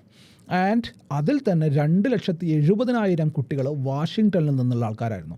ആൻഡ് അതിൽ തന്നെ ഏകദേശം 1,00,000 കുട്ടികൾ അദ്ദേഹം താമസിക്കുന്ന കൗണ്ടി ആയിട്ടുള്ള സിയാറ്റൽ ഏരിയയിൽ നിന്നുള്ളവരായിരുന്നു. ആൻഡ് അതിൽ തന്നെ 300 കുട്ടികൾ അദ്ദേഹം പഠിച്ചിരുന്ന അതേ സ്കൂളിൽ 1968 കാലഘട്ടങ്ങളിൽ കമ്പ്യൂട്ടർ വന്നു എന്ന് പറയുന്ന ആ ഒരു കാലഘട്ടങ്ങളിൽ ആ സ്കൂളിൽ പഠിച്ചിട്ടുള്ള കുട്ടികളായിരുന്നു 300 കുട്ടികൾ. ആൻഡ് അതിനകത്ത് അദ്ദേഹത്തിൻ്റെ ഏറ്റവും ബെസ്റ്റ് ഫ്രണ്ട് കൂടി ഉണ്ടായിരുന്നു. അദ്ദേഹത്തിൻ്റെ പേര് പറയുന്നത് കെൻറ്റ് ഈവൻസ് എന്നുള്ളതായിരുന്നു. അദ്ദേഹത്തിൻ്റെ ഏറ്റവും ബെസ്റ്റ് ഫ്രണ്ടായിരുന്നു. ബിൽഗേറ്റ്സ് തന്നെ പല ഇൻ്റർവ്യൂസിലും പറഞ്ഞിട്ടുള്ളൊരു കാര്യമാണ്. ആൻഡ് ഇതിനകത്ത് റിസ്ക് വിസ് ലക്ക് എന്നുള്ളൊരു കേസിൽ അതിനകത്ത് തന്നെ ബിൽഗേറ്റ്സ് പറഞ്ഞൊരു കാര്യമുണ്ട്. കെൻറ്റ് ഈവൻസ് ഇപ്പോൾ ഉണ്ടായിരുന്നു എന്നുണ്ടെങ്കിൽ അദ്ദേഹത്തിൻ്റെ കൂടെ ഒരു പാർട്ട്ണറായിട്ട് ഉണ്ടാവുമായിരുന്നു. അത്രയും ബ്രില്യൻ്റ് ആയിരുന്നു ആൾ. അദ്ദേഹം അത്രയും അറ്റാച്ച്മെൻറ്റ് ഉണ്ടായിരുന്നു എന്നുള്ള രീതിയിൽ ബിൽഗേറ്റ്സ് തന്നെ പറഞ്ഞിട്ടുണ്ട്. അതിനകത്താണ് റിസ്ക് വിസ് ലക്ക് എന്നുള്ള കാര്യം പറയുന്നത്. ഈ 300 കുട്ടികളിൽ നിന്ന് ഈ ബിൽഗേറ്റ്സ് തന്നെ പറഞ്ഞിട്ടുണ്ട്, ഞാൻ പഠിച്ച സ്കൂളിൽ കമ്പ്യൂട്ടർ വന്നില്ലായിരുന്നു എന്നുണ്ടെങ്കിൽ ഇന്നത്തെ എൻ്റെ ബിസിനസ് വേറെ വല്ലതും ആയിരുന്നേനെ എന്നുള്ളത്. അദ്ദേഹം വേറെ വല്ല ബിസിനസ് ചെയ്ത് വിജയിക്കാണ്ടിരിക്കുമോ അതൊന്നും ഇവിടെ നമ്മൾ ചർച്ചയ്ക്ക് എടുക്കുന്നില്ല. നമ്മൾ പറയുന്നത് റിസ്ക് വിസ് ലക്ക് എന്നുള്ളൊരു പോയിന്റിനെ കുറിച്ച് മാത്രമാണ്. സോ അദ്ദേഹം പറഞ്ഞു വെക്കുന്ന കാര്യം ഇതാണ്. ഈ 300 കുട്ടികളിൽ കെൻറ്റ് ഈവൻസ് ഒരു പർവ്വതാരോഹണത്തിനിടയിൽ മരണപ്പെടുകയാണ്. അദ്ദേഹത്തിൻ്റെ ചെറുപ്പത്തിൽ പർവ്വതാരോഹണത്തിനിടയിലും മരണപ്പെട്ടു പോവുകയാണ്. അതേ വർഷം തന്നെ 2 ഡസൻ ആളുകൾ എന്തായിട്ടുണ്ട് US മാത്രം പർവ്വതാരോഹണത്തിനിടെ മരണപ്പെട്ടിട്ടുണ്ട്. അതിലൊരാളായിട്ട് മാറുകയാണ് കെൻറ്റ് ഈവൻസ്. ഈ സ്കൂളിൽ പഠിച്ചിട്ടുള്ള 300 കുട്ടികളിൽ ഈ കമ്പ്യൂട്ടർ മാത്രം വെച്ചിട്ട് രക്ഷപ്പെട്ടു പോകുന്ന ഒരാളായിട്ട് മാറുകയാണ് ബിൽഗേറ്റ്സ്. സോ റിസ്ക് വിസ് ലക്ക് എങ്ങനെയാണ് ഒരാളുടെ ലൈഫിൽ പ്ലേ അറൗണ്ട് ചെയ്യുന്നത് എന്നുള്ളതാണ് അദ്ദേഹം ഈ ഒരു എക്സാമ്പിളിൽ ക്ലിയർ ആയിട്ട് മനസ്സിലാക്കി തരാനായിട്ട് ശ്രമിക്കുന്നത്. നിങ്ങൾക്ക് എല്ലാവർക്കും കാര്യം വ്യക്തമായിട്ട് മനസ്സിലായിട്ടുണ്ട് ഞാൻ വിശ്വസിക്കുകയാണ്. സോ നമ്മളുടെ ലൈഫിൽ റിസ്കിനും ലക്കിനും ഒരുപോലെ പ്രാതിനിധ്യമുണ്ട്. അത് അംഗീകരിച്ച് അതിനെ മനസ്സിലാക്കി മുന്നോട്ട് പോകാൻ കഴിഞ്ഞാൽ മാത്രമേ നമ്മൾ വിജയിക്കുകയുള്ളൂ എന്നാണ് അദ്ദേഹം ഈ ഒരു ചാപ്റ്ററിൽ വ്യക്തമായിട്ട് പറഞ്ഞു തരാനായിട്ട് ശ്രമിക്കുന്നത് എന്നുള്ളതാണ്. ആൻഡ് അതുപോലെ തന്നെ വേറെ അടുത്തൊരു ചാപ്റ്ററിൽ അദ്ദേഹം പറയുന്ന ഒരു കാര്യം എന്താണെന്നറിയോ, you can be wrong half the time and still make Fortune എന്നുള്ളതാണ്. നിങ്ങൾ ഒരിക്കലും എല്ലാ പ്രാവശ്യവും വിജയിക്കേണ്ട ഒരാവശ്യം വരുന്നില്ല എന്നുള്ളതാണ്. എല്ലാ പ്രാവശ്യവും നിങ്ങൾ വിജയിക്കേണ്ട. ആൻഡ് അവിടെയും ഈ ഒരു ലക്കിൻ്റെ ഫാക്ടർ ആഡ് ചെയ്യപ്പെടുന്നുണ്ട്. ഇപ്പോൾ ഞാൻ ചോദിക്കുകയാണെന്നുണ്ടെങ്കിൽ നമ്മളുടെ ഷാർക്ക് ടാങ്ക് എന്നൊരു പരിപാടി നിങ്ങൾ കാണാറുണ്ട്. ഓഫ് കോഴ്സ് ഞാൻ ഓൾമോസ്റ്റ് എല്ലാം തന്നെ ഞാൻ കാണാറുള്ള പരിപാടിയാണ്, പ്രോഗ്രാമാണത്. മോട്ടിവേഷൻ കിട്ടുന്ന രീതിയിലാണ് മിക്കപ്പോഴും ആ ഒരു പരിപാടികൾ ഉണ്ടാവാറുള്ളത് എന്നുള്ളതാണ്. അതിനകത്തുള്ളൊരു കണ്ടസ്റ്റൻ്റ് ഉണ്ട്. സോ അദ്ദേഹത്തിൻ്റെ പേര് ജിമ്മി സ്മിനോഫ് എന്നുള്ളതാണ്. സോ ഈ ജിമ്മി സ്മിനോഫ് ഒരു ഇൻവെസ്റ്റ്മെൻറ്റ് സീക്ക് ചെയ്യാനായിട്ട് വരുമ്പം ഒരു ഇൻവെസ്റ്റർ മാത്രമാണ്, അവിടെ ജഡ്ജിങ് പാനലിൽ ഉണ്ടായിരുന്ന ഒരു ഷാർക്ക് മാത്രമാണ് അദ്ദേഹത്തിന് ഇൻവെസ്റ്റ്മെൻറ്റ് കൊടുക്കുന്നത്. ബാക്കിയുള്ളവരാരും തന്നെ ആ ഒരു പോയിൻ്റ് ഓഫ് ടൈമിൽ റൈറ്റ് ഡിസിഷൻ എടുക്കാൻ പറ്റാത്ത ആളുകളായിരുന്നു, അല്ലെങ്കിൽ ആ ഒരു ബിസിനസ്സിൽ കൺവിൻസ് ആവാത്ത ആളായിരുന്നു എന്നുള്ളതാണ്. ഇതേ ജെമി സ്മിനോഫാണ് കുറച്ച് കാലങ്ങൾക്ക് ശേഷം ഈ ഇരിക്കുന്ന ജഡ്ജസിൻ്റെ ഇടയിൽ, അല്ലെങ്കിൽ ഈ ഇരിക്കുന്ന ഷാർക്കുകൾക്കിടയിൽ ഒരു ഷാർക്കായിട്ട് വന്നിരിക്കുന്നത്. സോ അവിടെയും റിസ്ക് വിസ് ലക്ക് എന്നുള്ള ഒരു പോയിൻറ്റും അതിൻ്റെ കൂട്ടത്തിൽ തന്നെ നമ്മളെല്ലായ്പ്പോഴും കറക്റ്റ് ആയിരിക്കണം എന്നില്ല എന്നുള്ളൊരു പോയിൻറ്റും കറക്റ്റായിട്ട് വർക്ക് ആവുന്നുണ്ട്. ഇപ്പോൾ നിങ്ങൾ എടുക്കുന്ന സ്റ്റോക്കുകൾ അല്ലെങ്കിൽ നിങ്ങൾ ചെയ്യുന്ന ഇൻവെസ്റ്റ്മെൻറ്റ് എല്ലാം തന്നെ വിജയിച്ചു കൊള്ളുന്ന യാതൊരു നിർബന്ധവുമില്ല, അങ്ങനെയുള്ള ചരിത്രവും ലോകത്തില്ല എന്നുള്ളതാണ്. നിങ്ങൾ ഇൻവെസ്റ്റ്മെൻറ്റ് ചെയ്യുന്ന ഒരാളാണെന്നുണ്ടെങ്കിൽ അതിനകത്ത് എല്ലാം വിജയിച്ചോളെന്ന് യാതൊരു നിർബന്ധവുമില്ല. അതിനകത്ത് ഏതെങ്കിലും 1-2 എണ്ണം വിജയിച്ചാൽ മതി. എല്ലാ സ്റ്റോക്കുകളും മൾട്ടി ബാഗേഴ്സ് ആവാറില്ല, എല്ലാ പെന്നി സ്റ്റോക്കുകളും മൾട്ടി ബാഗേഴ്സ് ആവാറില്ല, അല്ലേ? സോ ഏതെങ്കിലും ഒന്നായാൽ മതി. സോ നിങ്ങൾ ഹാഫ് ഓഫ് ദ ടൈം പരാജയപ്പെട്ട് കഴിഞ്ഞാലും നിങ്ങൾ ഫോർച്യൂൺ ഉണ്ടാക്കാനുള്ള സാധ്യത അവിടെ ഉണ്ട് എന്നുള്ളതാണ്.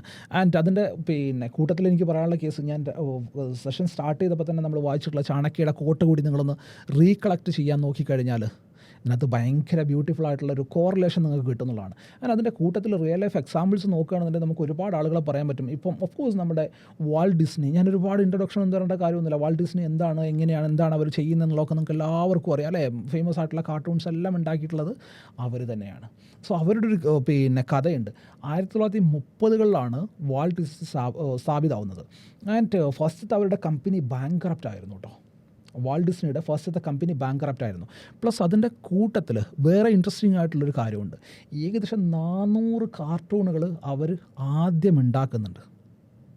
ഈ 400 കാർട്ടൂണുകൾ ഉണ്ടാക്കിയതിന് ശേഷം 1937കളിൽ ഈ 400 കാർട്ടൂണും അട്ടർ ഫ്ലോപ്പാണെന്ന് നിങ്ങൾ ആലോചിച്ച് നോക്കണേ. ആൻഡ് 1937കളിൽ അവരൊരു കാർട്ടൂൺ ഇറക്കുകയാണ്, snow white and the 7 dogs എന്ന് പറഞ്ഞിട്ടുള്ള ഒരു കാർട്ടൂൺ അവർ പബ്ലിഷ് ചെയ്യുന്നുണ്ട്. ആൻഡ് ഈ 400 കാർട്ടൂണുകളും 100 ചില്ലാനം ഹവേഴ്സ് ഡ്യൂറേഷനുള്ള കാർട്ടൂണുകളായിരുന്നു. ഈ ലാസ്റ്റ് ഇറക്കിയ കാർട്ടൂൺ ആകെ 80 മിനിറ്റ് എങ്ങാണ്ട് ഡ്യൂറേഷനുള്ളൊരു കാർട്ടൂണായിരുന്നു. സോ ഈ കാർട്ടൂണാണ് അവർക്ക് ഏകദേശം $8-6 മില്യൺ പ്രോഫിറ്റ് ആ ഒരു സമയത്ത് ഉണ്ടായി കൊടുക്കുന്നത്. ഈ ഒരു കാർട്ടൂണിലാണ് അവർ വിജയിക്കുന്നത്. ആ ഒരു കമ്പനി നമ്മൾ ഇന്ന് കാണുന്ന വാൾട്ട് ഡിസ്നി ഉണ്ടാവുന്നത് അല്ലെങ്കിൽ സസ്റ്റെയിൻ ചെയ്യുന്നത് ഈ ഒരു കാർട്ടൂണിൽ മാത്രമാണ്. സോ ദാറ്റ് ഡസൻറ്റ് മീൻ അതിന് മുമ്പ് അവരുണ്ടാക്കിയിട്ടുള്ള 400 കാർട്ടൂണും വേസ്റ്റ് ആയിരുന്നു എന്നുള്ളതല്ല അതിനർത്ഥം. എന്താണോ അതിനകത്ത് ഈ 400 കാർട്ടൂണിലും അവരിട്ടിട്ടുള്ള എഫേർട്ട് എന്താണോ അതേ എഫേർട്ട് തന്നെ ആയിരിക്കും ഇതിനകത്തും അവർ ഇട്ടിട്ടുണ്ടാവുക. ബട്ട് ഇത് ആളുകൾക്ക് വർക്കായി. അതുപോലെ തന്നെയാണ് നമ്മുടെ ഇൻവെസ്റ്റ്മെൻറ്റിലും നമ്മുടെ സേവിങ്സിലും എല്ലാത്തിലും വരുന്നത്. സേവിങ്സിൻ്റെ പാർട്ടിലേക്ക് നമ്മൾ എക്സ്ട്രാ പോകുന്നുണ്ട്. സോ നമ്മളെടുക്കുന്ന തീരുമാനങ്ങൾ എല്ലായ്പ്പോഴും ശരിയായിക്കൊള്ളണമെന്ന് യാതൊരു നിർബന്ധവുമില്ല എന്നുള്ളതാണ് സൈക്കോളജി ഓഫ് ദ മണി എന്ന് പറയുന്ന പുസ്തകത്തിൽ വളരെ ക്ലീനായിട്ട് അദ്ദേഹം പറഞ്ഞു വെക്കുന്നൊരു കാര്യം. ആൻഡ് അതിൽ ഇൻട്രസ്റ്റിംഗ് ആയിട്ടുള്ള അടുത്ത ഒരു പോയിന്റ്, അത് ഭയങ്കര ഒരു രസമുള്ളൊരു ഉദാഹരണം കൂടെ വെച്ചിട്ടാണ് അദ്ദേഹം പറഞ്ഞു വെക്കുന്നത് കേട്ടോ. നെവർ ഇനഫ് എന്ന് പറഞ്ഞിട്ടുള്ളൊരു ചാപ്റ്റർ ഉണ്ട്. നമ്മളുടെ ആർത്തി എന്ന് തന്നെ നമുക്കതിനെ മലയാളത്തിലേക്ക് സിമ്പിളായിട്ട് വെച്ച് കഴിഞ്ഞാൽ പറയാൻ പറ്റും. നെവർ ഇനഫ്, മതിയാവാത്ത ഒരു സ്വഭാവം, എന്ത് കിട്ടിയാലും സാറ്റിസ്ഫൈ ആവാത്ത ഒരു സ്വഭാവം, ആ ഒരു സ്വഭാവത്തിൽ നിന്ന് മാറണം എന്നുള്ളതാണ് ഈ ഒരു പുസ്തകത്തിൽ ബ്യൂട്ടിഫുൾ ആയിട്ടുള്ള എക്സാമ്പിൾസ് വെച്ചിട്ട് അദ്ദേഹം പറഞ്ഞു വരുന്നത്. അതിനകത്ത് അദ്ദേഹം കൊടുത്തിട്ടുള്ളൊരു എക്സാമ്പിൾ എന്ന് പറഞ്ഞാൽ രജത് ഗുപ്ത എന്ന് പറഞ്ഞിട്ടുള്ള ആളെ കുറിച്ചാണ്. നിങ്ങൾക്ക് മേ ബി അറിയായിരിക്കാം. രജത് ഗുപ്ത എന്ന് പറയുന്ന ഒരാൾ കൊൽക്കത്തയിൽ സ്ലമ്മിൽ ജനിച്ചിട്ടുള്ള ഒരു ഓർഫൻ ആയിരുന്നു എന്നാണ് അദ്ദേഹത്തിൻ്റെ പുസ്തകത്തിൽ പറഞ്ഞു വെക്കുന്ന കാര്യം. അദ്ദേഹം പഠിച്ച് കഷ്ടപ്പെട്ട് ബുദ്ധിമുട്ടി സ്ട്രഗിൾ ചെയ്തിട്ട് അദ്ദേഹം US എത്തുകയാണ്. ആൻഡ് അദ്ദേഹത്തിൻ്റെ ക്വാളിറ്റീസും ക്വാളിഫിക്കേഷൻസും വെച്ചിട്ട് അദ്ദേഹം ഗോൾഡ്മാൻ സാഞ്ച് പോലെയുള്ള മെക്കൻസി പോലെയുള്ള കമ്പനികളുടെ ബോർഡ് ഓഫ് ഡയറക്ടേഴ്സിൽ ഇരിക്കുകയാണ്, CEO പോലെയുള്ള ഹയർ പോസ്റ്റുകളിൽ ഇരിക്കുകയാണ്. ഇങ്ങനെയുള്ള പൊസിഷൻസിൽ വരെ അദ്ദേഹം ഇരിക്കുകയാണെന്നുള്ളതാണ്. ആൻഡ് അദ്ദേഹം 2007 റിട്ടയർ ആവുകയാണ്. ഇവിടെ നിന്നാണ് ഈ ഒരു നെവർ ഇനഫ് എന്നുള്ള ചാപ്റ്ററിൻ്റെ തുടക്കം ആക്ച്വലി ഉണ്ടാവുന്നത്. 2007 അദ്ദേഹം റിട്ടയർ ആയതിനു ശേഷം അദ്ദേഹം മാർക്കറ്റിൽ ലിസ്റ്റ് ചെയ്തിട്ടുള്ള സ്റ്റോക്ക് മാർക്കറ്റിൽ US മാർക്കറ്റിൽ ലിസ്റ്റ് ചെയ്തിട്ടുള്ള 5ഓളം കമ്പനീസിൻ്റെ ബോർഡ് മെമ്പറായിട്ട് അദ്ദേഹം വർക്ക് ചെയ്യുന്നുണ്ട്. സോ അത്രത്തോളം വെൽ നോൺ ആയിട്ടുള്ള ഒരാളാണ് എന്നുള്ളതാണ് അദ്ദേഹം പറഞ്ഞു വെക്കാനായിട്ട് ശ്രമിക്കുന്ന കേസ്. ആൻഡ് ആ ഒരു സമയത്ത് തന്നെ അദ്ദേഹം ഗോൾഡ്മാൻ സാച്ചിലും എന്തായിരുന്നു, ബോർഡ് ഓഫ് ഡയറക്ടേഴ്സിൽ അംഗമായിരുന്നു. ആ ഒരു സമയത്താണ് 2008 സ്റ്റോക്ക് മാർക്കറ്റ് ക്രാഷ് വരുന്നത്, ഫിനാൻഷ്യൽ ക്രാഷ് വരുന്നത്. ആൻഡ് ലേമാൻ ബ്രദേഴ്സിൻ്റെയൊക്കെ ആ ഒരു കൊളാപ്സും കാര്യങ്ങളൊക്കെ ഉണ്ടാകുന്ന ആ ഒരു സമയം. ആൻഡ് ആ ഒരു സമയത്താണ് വാറൻ ബഫറ്റ് എന്ത് ചെയ്യണേ, ഗോൾഡ്മാൻ സാച്ചിൽ ഇൻവെസ്റ്റ് ചെയ്യാനായിട്ട് വരുന്നത്. ആൻഡ് ആ ഒരു ബോർഡ് മീറ്റിൽ, അദ്ദേഹം ബോർഡ് മെമ്പേഴ്സിലുള്ള ഒരാളാണ്, ആ ഒരു ബോർഡ് മീറ്റിൽ അദ്ദേഹം അറിയാണ് ഓക്കെ ഗോൾഡ്മാൻ സാച്ചിൽ വാറൻ ബഫറ്റിൻ്റെ ഇൻവെസ്റ്റ് വരുന്നുണ്ട് എന്നുള്ളത്. ആ ഇൻവെസ്റ്റ് വരുന്നുണ്ട് എന്ന് മനസ്സിലാക്കിയ ആ ഒരു സമയത്ത് ഏകദേശം അദ്ദേഹം പറയുന്നതെന്ന് പറഞ്ഞാൽ ഏകദേശം 10-20 സെക്കൻഡുകൾ കൊണ്ട് തന്നെ രജത് ഗുപ്ത പുറത്തു പോകുന്നു, ആർക്കോ കോൾ ചെയ്യുന്നു, ഓക്കെ ഗോൾഡ്മാൻ സാച്ചിൽ ഇങ്ങനെ വാറൻ ബഫറ്റിൻ്റെ ഇൻവെസ്റ്റ് വരുന്നുണ്ട്, സോ ബൈ ചെയ്തോ എന്ന് പറയുന്നു. നമുക്ക് എല്ലാവർക്കും അറിയാവുന്ന ഒരു കാര്യമുണ്ട്, നിങ്ങൾക്ക് അറിയില്ല എന്നുണ്ടെങ്കിൽ ഞാൻ ക്വിക്കായിട്ടൊന്ന് പറഞ്ഞുതരാം. സ്റ്റോക്ക് മാർക്കറ്റുമായിട്ട് റിലേറ്റ് ചെയ്യുന്ന ഒരാളാണെന്നുണ്ടെങ്കിൽ, നമ്മളിപ്പോൾ ഒരു കമ്പനിയുടെ CEO ആണെന്നുണ്ടെങ്കിൽ, അല്ലെങ്കിൽ നമ്മളൊരു കമ്പനിയുടെ ബോർഡ് ഓഫ് ഡയറക്ടേഴ്സിൽ അംഗമാണെന്നുണ്ടെങ്കിൽ, നമ്മളുടെ കമ്പനിയിലേക്ക് വരുന്ന ഇൻവെസ്റ്റ്മെൻറ്റുകൾ എന്തൊക്കെയാണ് എന്നുള്ളത് നമുക്ക് മുൻകൂട്ടി അറിയാൻ പറ്റിക്കഴിഞ്ഞാൽ, ഓഫ് കോഴ്സ് വാറൻ ബഫറ്റ് പോലെയുള്ള അത്രയും വലിയൊരാൾ സ്റ്റോക്കിൽ ഇൻവെസ്റ്റ് ചെയ്യുന്നുണ്ട് എന്ന് അറിയാൻ പറ്റിക്കഴിഞ്ഞാൽ ഓഫ് കോഴ്സ് ആ സ്റ്റോക്കിൻ്റെ പ്രൈസ് മുകളിലേക്ക് പോകും അല്ലേ. സോ അറിയാൻ പറ്റിയതിന് ശേഷം ഞാൻ ആദ്യമേ അതിനകത്ത് പർച്ചേസ് ചെയ്യുകയാണെന്നുണ്ടെങ്കിൽ എന്തായിരിക്കും, എനിക്ക് വിത്തൗട്ട് എനി റിസ്ക് ഹ്യൂജ് ആയിട്ടുള്ള റിട്ടേൺസ് കിട്ടും. ഇതിനെയാണ് ഇൻസൈഡർ ട്രേഡിംഗ് എന്ന് പറയുന്നത്. നമ്മുടെ നാട്ടിലും ഒരുപാട് ബാങ്കുകളും ഇൻസ്റ്റിറ്റ്യൂഷൻസും കാര്യങ്ങളൊക്കെ ഇത് ചെയ്യുന്നുണ്ട്. ബട്ട് ഇതിനൊക്കെ ഒരു ലിമിറ്റ് ഉണ്ടായിരുന്നു എന്നുള്ളതാണ്.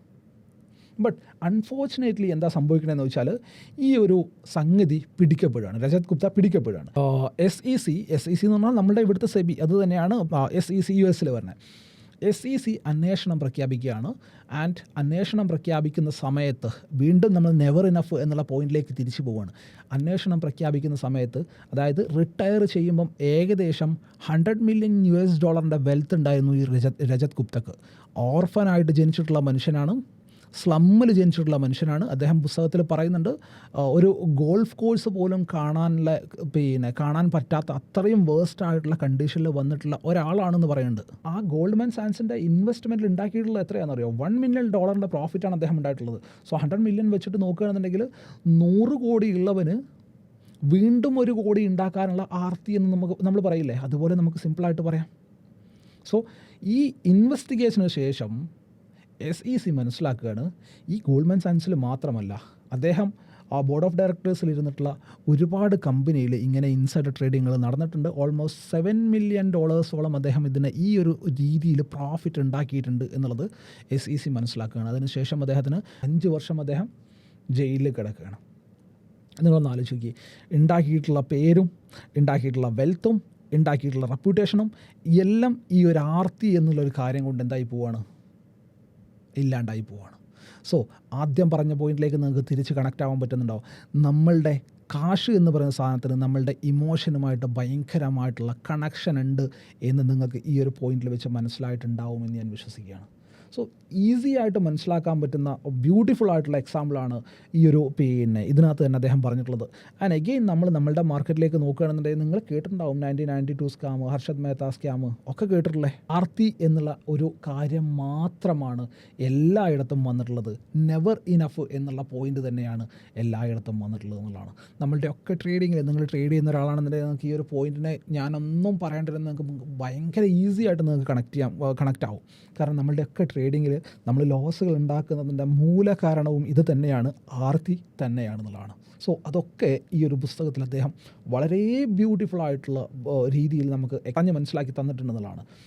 ആൻഡ് എഗെയിൻ അടുത്തൊരു പോയിൻ്റായിട്ട് അദ്ദേഹം പറഞ്ഞിട്ടുള്ളത്, manage your money in a way that help you sleep at night എന്നുള്ളതാണ്.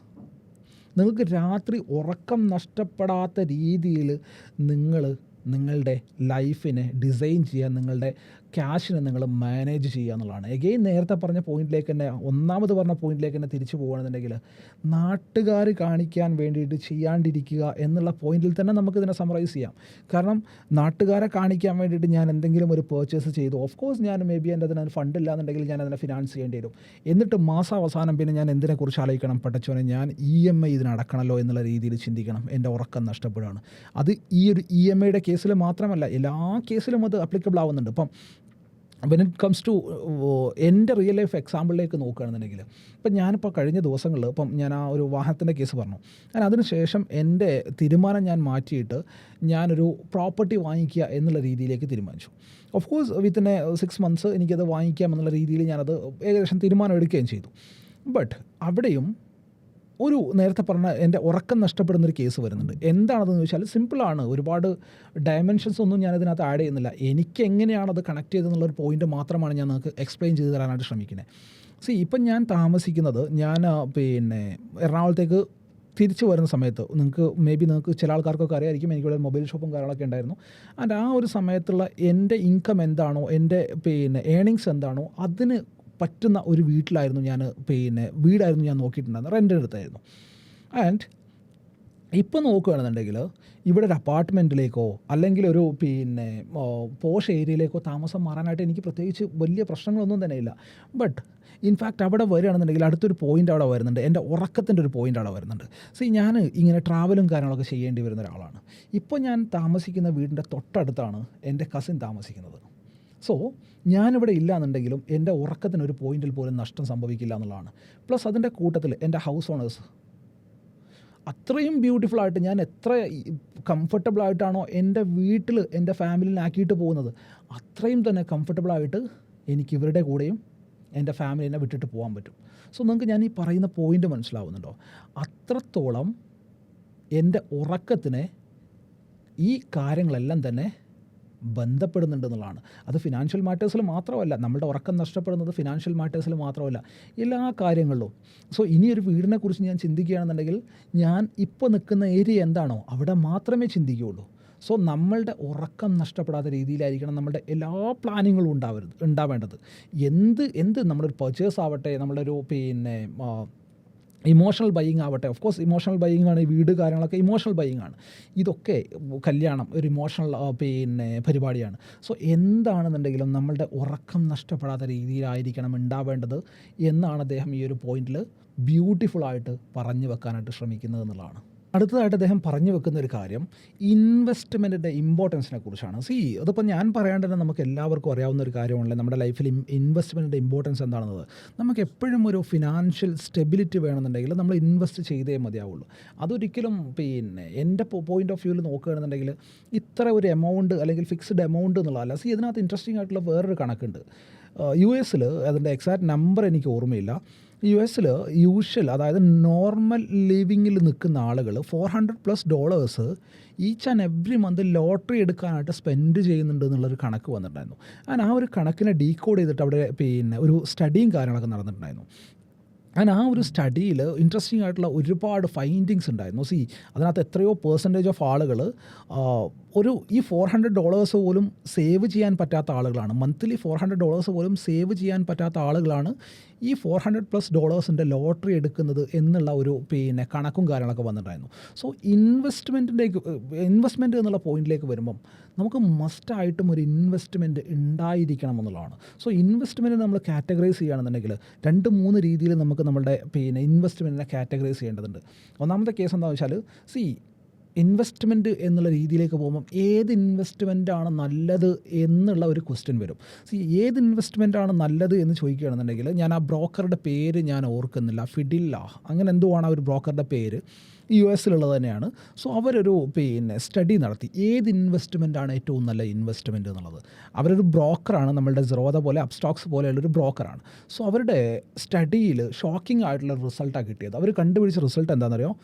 Dead investment are the best investment എന്നുള്ളതായിരുന്നു. എന്താണ് ഈ ഡെഡ് ഇൻവെസ്റ്റ്മെൻറ്റ് എന്ന് പറഞ്ഞാൽ? നമ്മൾ സ്റ്റോക്കിനെ വാങ്ങിച്ചിട്ടു അല്ലെങ്കിൽ നമ്മൾ ഇൻവെസ്റ്റ്മെൻറ്റ് ചെയ്തു, അതിനുശേഷം ഈ ഇൻവെസ്റ്റ് ചെയ്ത ആൾ മരിച്ചു പോവുകയാണ്. അവരുടെ അക്കൗണ്ടിലാണ് ഏറ്റവും കൂടുതൽ റിട്ടേൺസ് ഉണ്ടായിട്ടുള്ളത് എന്നുള്ളതാണ്. നേരത്തെ നമ്മൾ പറഞ്ഞ സെയിം പോയിന്റിലേക്ക് തന്നെ വീണ്ടും തിരിച്ചു പോകുന്നത്. എന്താണ്? ടൈം കൊടുക്കുക എന്നുള്ള അതേ പോയിന്റിലേക്ക് തന്നെ തിരിച്ചു പോകുന്നത്. നമ്മളുടെ പിന്നെ ചുറ്റുവട്ടത്ത് നമുക്ക് ഇതിന് ഒരുപാട് എക്സാമ്പിൾസ് ഉണ്ട്, ഉദാഹരണങ്ങളുണ്ട്. നമ്മളുടെ പൂർവ്വപിതാക്കന്മാർ പണ്ട് വാങ്ങിച്ചിട്ട പ്രോപ്പർട്ടി ഇപ്പോൾ ഹെവി പ്രൈസിലാണ് നിൽക്കുന്നത് അല്ലേ. അവിടെ ഇപ്പോൾ ഒരു ടൗൺഷിപ്പ് വന്നിട്ടുണ്ടാവും, വലിയ പ്രോഫിറ്റ് അവിടെ ഉണ്ടായിട്ടുണ്ടാവും. കാരണം അതുപോലെ തന്നെയാണ് പിന്നെ നമ്മൾ ഇടയ്ക്കിടയ്ക്ക് ന്യൂസുകളിൽ കാണുന്നൊരു കേസുണ്ട്, മുത്തച്ഛൻ വാങ്ങിച്ചിട്ട് ഇന്ന ഷെയറുകൾ ഇത്ര എക്സ് റിട്ടേൺ തന്നു, കൊച്ചുമോന് കോടീശ്വരനായി. ഇപ്പോൾ അടുത്തുപോലും നമ്മൾ ന്യൂസിൽ കണ്ടിട്ടുള്ളതാണ്. ഇപ്പോൾ എൻ്റെ സ്റ്റുഡൻറ്റിൻ്റെ ഒരു പരിചയത്തിലുള്ള ഒരാളുണ്ട്, തൃശ്ശൂരുള്ള ഒരാളാണ്. അദ്ദേഹത്തിൻ്റെ മുത്തച്ഛനെ കണ്ട് വാങ്ങിച്ചിട്ട് സ്റ്റോക്കാണ്. ആൻഡ് കഴിഞ്ഞിടയ്ക്ക് കണ്ട് കുറച്ച് കാലങ്ങൾക്ക് മുമ്പാണ് അവരൊരു പിന്നെ ഷെൽഫും കാര്യങ്ങളൊക്കെ എടുത്ത് എന്തോ ആവശ്യത്തിന് തുറന്നു നോക്കിയപ്പം അതിനകത്തൊരു ലിസ്റ്റും കാര്യങ്ങളും കണ്ടു. ഇവൻ സ്റ്റോക്ക് മാർക്കറ്റുമായി ബന്ധമുള്ള ഒരാളായതുകൊണ്ട് ഇവരുടെ അടുത്ത് പോയിട്ട് ചോദിച്ചു ഇതെന്താണ് പരിപാടി എന്നുള്ളത്. ആൻഡ് ആ ഒരു സമയത്ത് അതിൻ്റെ വാല്യൂ നോക്കുമ്പം ഇൻ ക്രോഴ്സിലാണ് അതിൻ്റെ വാല്യൂ വന്നിട്ടുള്ളത്. അന്ന് ഇൻവെസ്റ്റ് ചെയ്തിട്ടുള്ളത് വളരെ ചെറിയൊരു എമൗണ്ടാണ്. സോ ഇൻവെസ്റ്റ്മെൻറ്റ് നമുക്ക് നിർബന്ധമായിട്ടും ഉണ്ടായിരിക്കണം. എങ്ങനെ വേണമെന്ന് ചോദിക്കുകയാണെന്നുണ്ടെങ്കിൽ അതിന് നമുക്ക് സിമ്പിളായിട്ട് കാറ്റഗറൈസ് ചെയ്യുകയാണെന്നുണ്ടെങ്കിൽ നമുക്കൊരു ഏറ്റവും ചുരുങ്ങിയതൊരു 2 രീതിയിലുള്ള ഫണ്ടെങ്കിലും നമ്മളുടെ കയ്യിൽ വേണം. ഒന്ന് എമർജൻസി ഫണ്ട് നമ്മളുടെ കയ്യിൽ വേണം, ആൻഡ് ഇൻവെസ്റ്റ്മെൻറ്റ് ഫണ്ട് നമ്മുടെ കയ്യിൽ വേണം. എന്താണ് എമർജൻസി ഫണ്ട്? നമുക്കൊരു 3-4 മാസം എന്തെങ്കിലും അൺസർട്ടൻ ആയിട്ടുള്ള കാര്യങ്ങൾ സംഭവിച്ചു കഴിഞ്ഞാൽ നമുക്ക് റൺ ചെയ്ത് പോകാനുള്ളൊരു ഫണ്ടാണ് എമർജൻസി ഫണ്ട് എന്ന് പറയുന്നത്. ആൻഡ് അത് ഒന്നുകൂടി വാസ്റ്റ് ആയിട്ടുള്ള രീതിയിൽ നോക്കുകയാണെന്നുണ്ടെങ്കിൽ ഞാൻ എന്തേ പറയുള്ളൂ എന്നറിയാം, നമുക്കൊരു എമർജൻസി ഫണ്ട് നമ്മളുടെ കയ്യിൽ വേണം, പ്ലസ് നമ്മളുടെ കയ്യിൽ ഒരു ഓപ്പർച്യൂണിറ്റി ഫണ്ടും കൂടി വേണം എന്നുള്ള ഒരാളാണ് ഞാൻ. ഒരു ഓപ്പർച്യൂണിറ്റി ഫണ്ട് കൂടി വേണം. നമുക്ക് എമർജൻസി ഫണ്ട് എന്തിനാണെന്നുള്ളത് നിങ്ങൾക്ക് എല്ലാവർക്കും ക്ലിയർ ആയിട്ട് വ്യക്തമായിട്ട് മനസ്സിലായിട്ടുണ്ടെന്ന് ഞാൻ വിശ്വസിക്കുകയാണ്. Again when it comes to opportunity fund plus investment, ഈ ഇൻവെസ്റ്റ്മെൻറ്റ് എന്ന് പറയുന്നത് എന്താണ്? നമ്മൾ ഇൻവെസ്റ്റ് ചെയ്ത് വെച്ചേക്കുന്നതാണ്. അത് നമ്മൾ ടൈം കൊടുക്കാൻ തീരുമാനിച്ചിട്ടുള്ളൊരു കാര്യമാണ്. അത് വളർന്നോളും, ഓവർ ടൈം അത് എന്തായാലും മുകളിലേക്ക് തന്നെ പോയിക്കോളും. നിഫ്റ്റി 50 ഉള്ള കമ്പനി ആണെന്നുണ്ടെങ്കിലോ, അല്ലെങ്കിൽ നിങ്ങൾ സ്റ്റോക്കിൽ ഇൻവെസ്റ്റ് ചെയ്യുന്ന ഒരാളാണെന്നുണ്ടെങ്കിലോ, ബോണ്ടിൽ ഇൻവെസ്റ്റ് ചെയ്യുന്ന ഒരാളാണെന്നുണ്ടെങ്കിലോ, ഇന്ത്യയുടെ സർക്കംസ്റ്റാൻസസ് നോക്കുകയാണെന്നുണ്ടെങ്കിൽ ബോണ്ടിലാണെന്നുണ്ടെങ്കിലും അത്യാവശ്യം മോശമില്ലാത്ത റിട്ടേണും കാര്യങ്ങളൊക്കെ നമുക്ക് കിട്ടിക്കൊണ്ടേയിരിക്കും. ബാക്കി പുറത്തുള്ള രാജ്യങ്ങളിൽ നോക്കുകയാണെന്നുണ്ടെങ്കിൽ അങ്ങനെയുള്ള റിട്ടേണോ കാര്യങ്ങളോ ഒന്നും കിട്ടില്ല. നമ്മുടെ രാജ്യത്തിൻ്റെ മാത്രം ഒരു പ്രത്യേകതയൊക്കെയാണത്. ആൻഡ് അപ്പോൾ പറഞ്ഞു വന്ന കേസ്, ഈ ഒരു ഇൻവെസ്റ്റ്മെൻറ്റിൻ്റെ കൂട്ടത്തിൽ നമുക്ക് എന്ത് വേണം? എമർജൻസി ഫണ്ട് നമ്മളുടെ കയ്യിലുണ്ട്. ലെറ്റ്സ് അസ്യൂം നമുക്കൊരു എമർജൻസി ഫണ്ടായിട്ട് നമ്മൾ സേവ് ചെയ്ത് വെച്ചിട്ടുള്ളത് ലെറ്റ്സ് നമുക്കൊരു 3 lakhs rupees ആണെന്ന് വെക്കുക. വാട്ട് ഇഫ് നമുക്ക് എന്തെങ്കിലും ഒരു എമർജൻസി സിറ്റുവേഷൻ ഉണ്ടാവുകയാണ്, അങ്ങനെ ഉണ്ടാവാണ്ടിരിക്കട്ടെ. ആൻഡ് ആ ഒരു എമർജൻസി സിറ്റുവേഷൻ ഈ ഒരു 3 lakhൻ്റെ ഉള്ളിൽ നിൽക്കാൻ പറ്റാത്തൊരു കണ്ടീഷനാണെന്നുണ്ടെങ്കിൽ എന്തായിരിക്കും നമ്മൾ ചെയ്യുക? അടുത്തതായിട്ട് നമ്മൾ എടുക്കാൻ പോകുന്നത് നമ്മളുടെ ഇൻവെസ്റ്റ്മെൻ്റ് എന്നായിരിക്കും. നമ്മളെ ഇൻവെസ്റ്റ്മെൻ്റ് എന്നാണ് നമ്മൾ എടുക്കാൻ പോകുന്നത്. ഇൻവെസ്റ്റ്മെൻറ്റ് എന്ന് പറയുന്നത് ഒരിക്കലും എന്തല്ല, നമ്മൾ പോയി എടുക്കുന്ന ആ ഒരു സമയത്ത് നമ്മൾ ഇൻവെസ്റ്റ് ചെയ്തത് അത്ര തന്നെ എമൗണ്ട് അതിനകത്ത് ഉണ്ടായിക്കൊള്ളണമെന്ന് യാതൊരു നിർബന്ധവുമില്ല. വാട്ട് ഇഫ് അതേ ഒരു പോയിന്റിൽ നിങ്ങളുടെ കയ്യിൽ ഓപ്പർച്യൂണിറ്റി ഫണ്ട് കൂടി ഉണ്ടായിരുന്നുവെങ്കിലോ?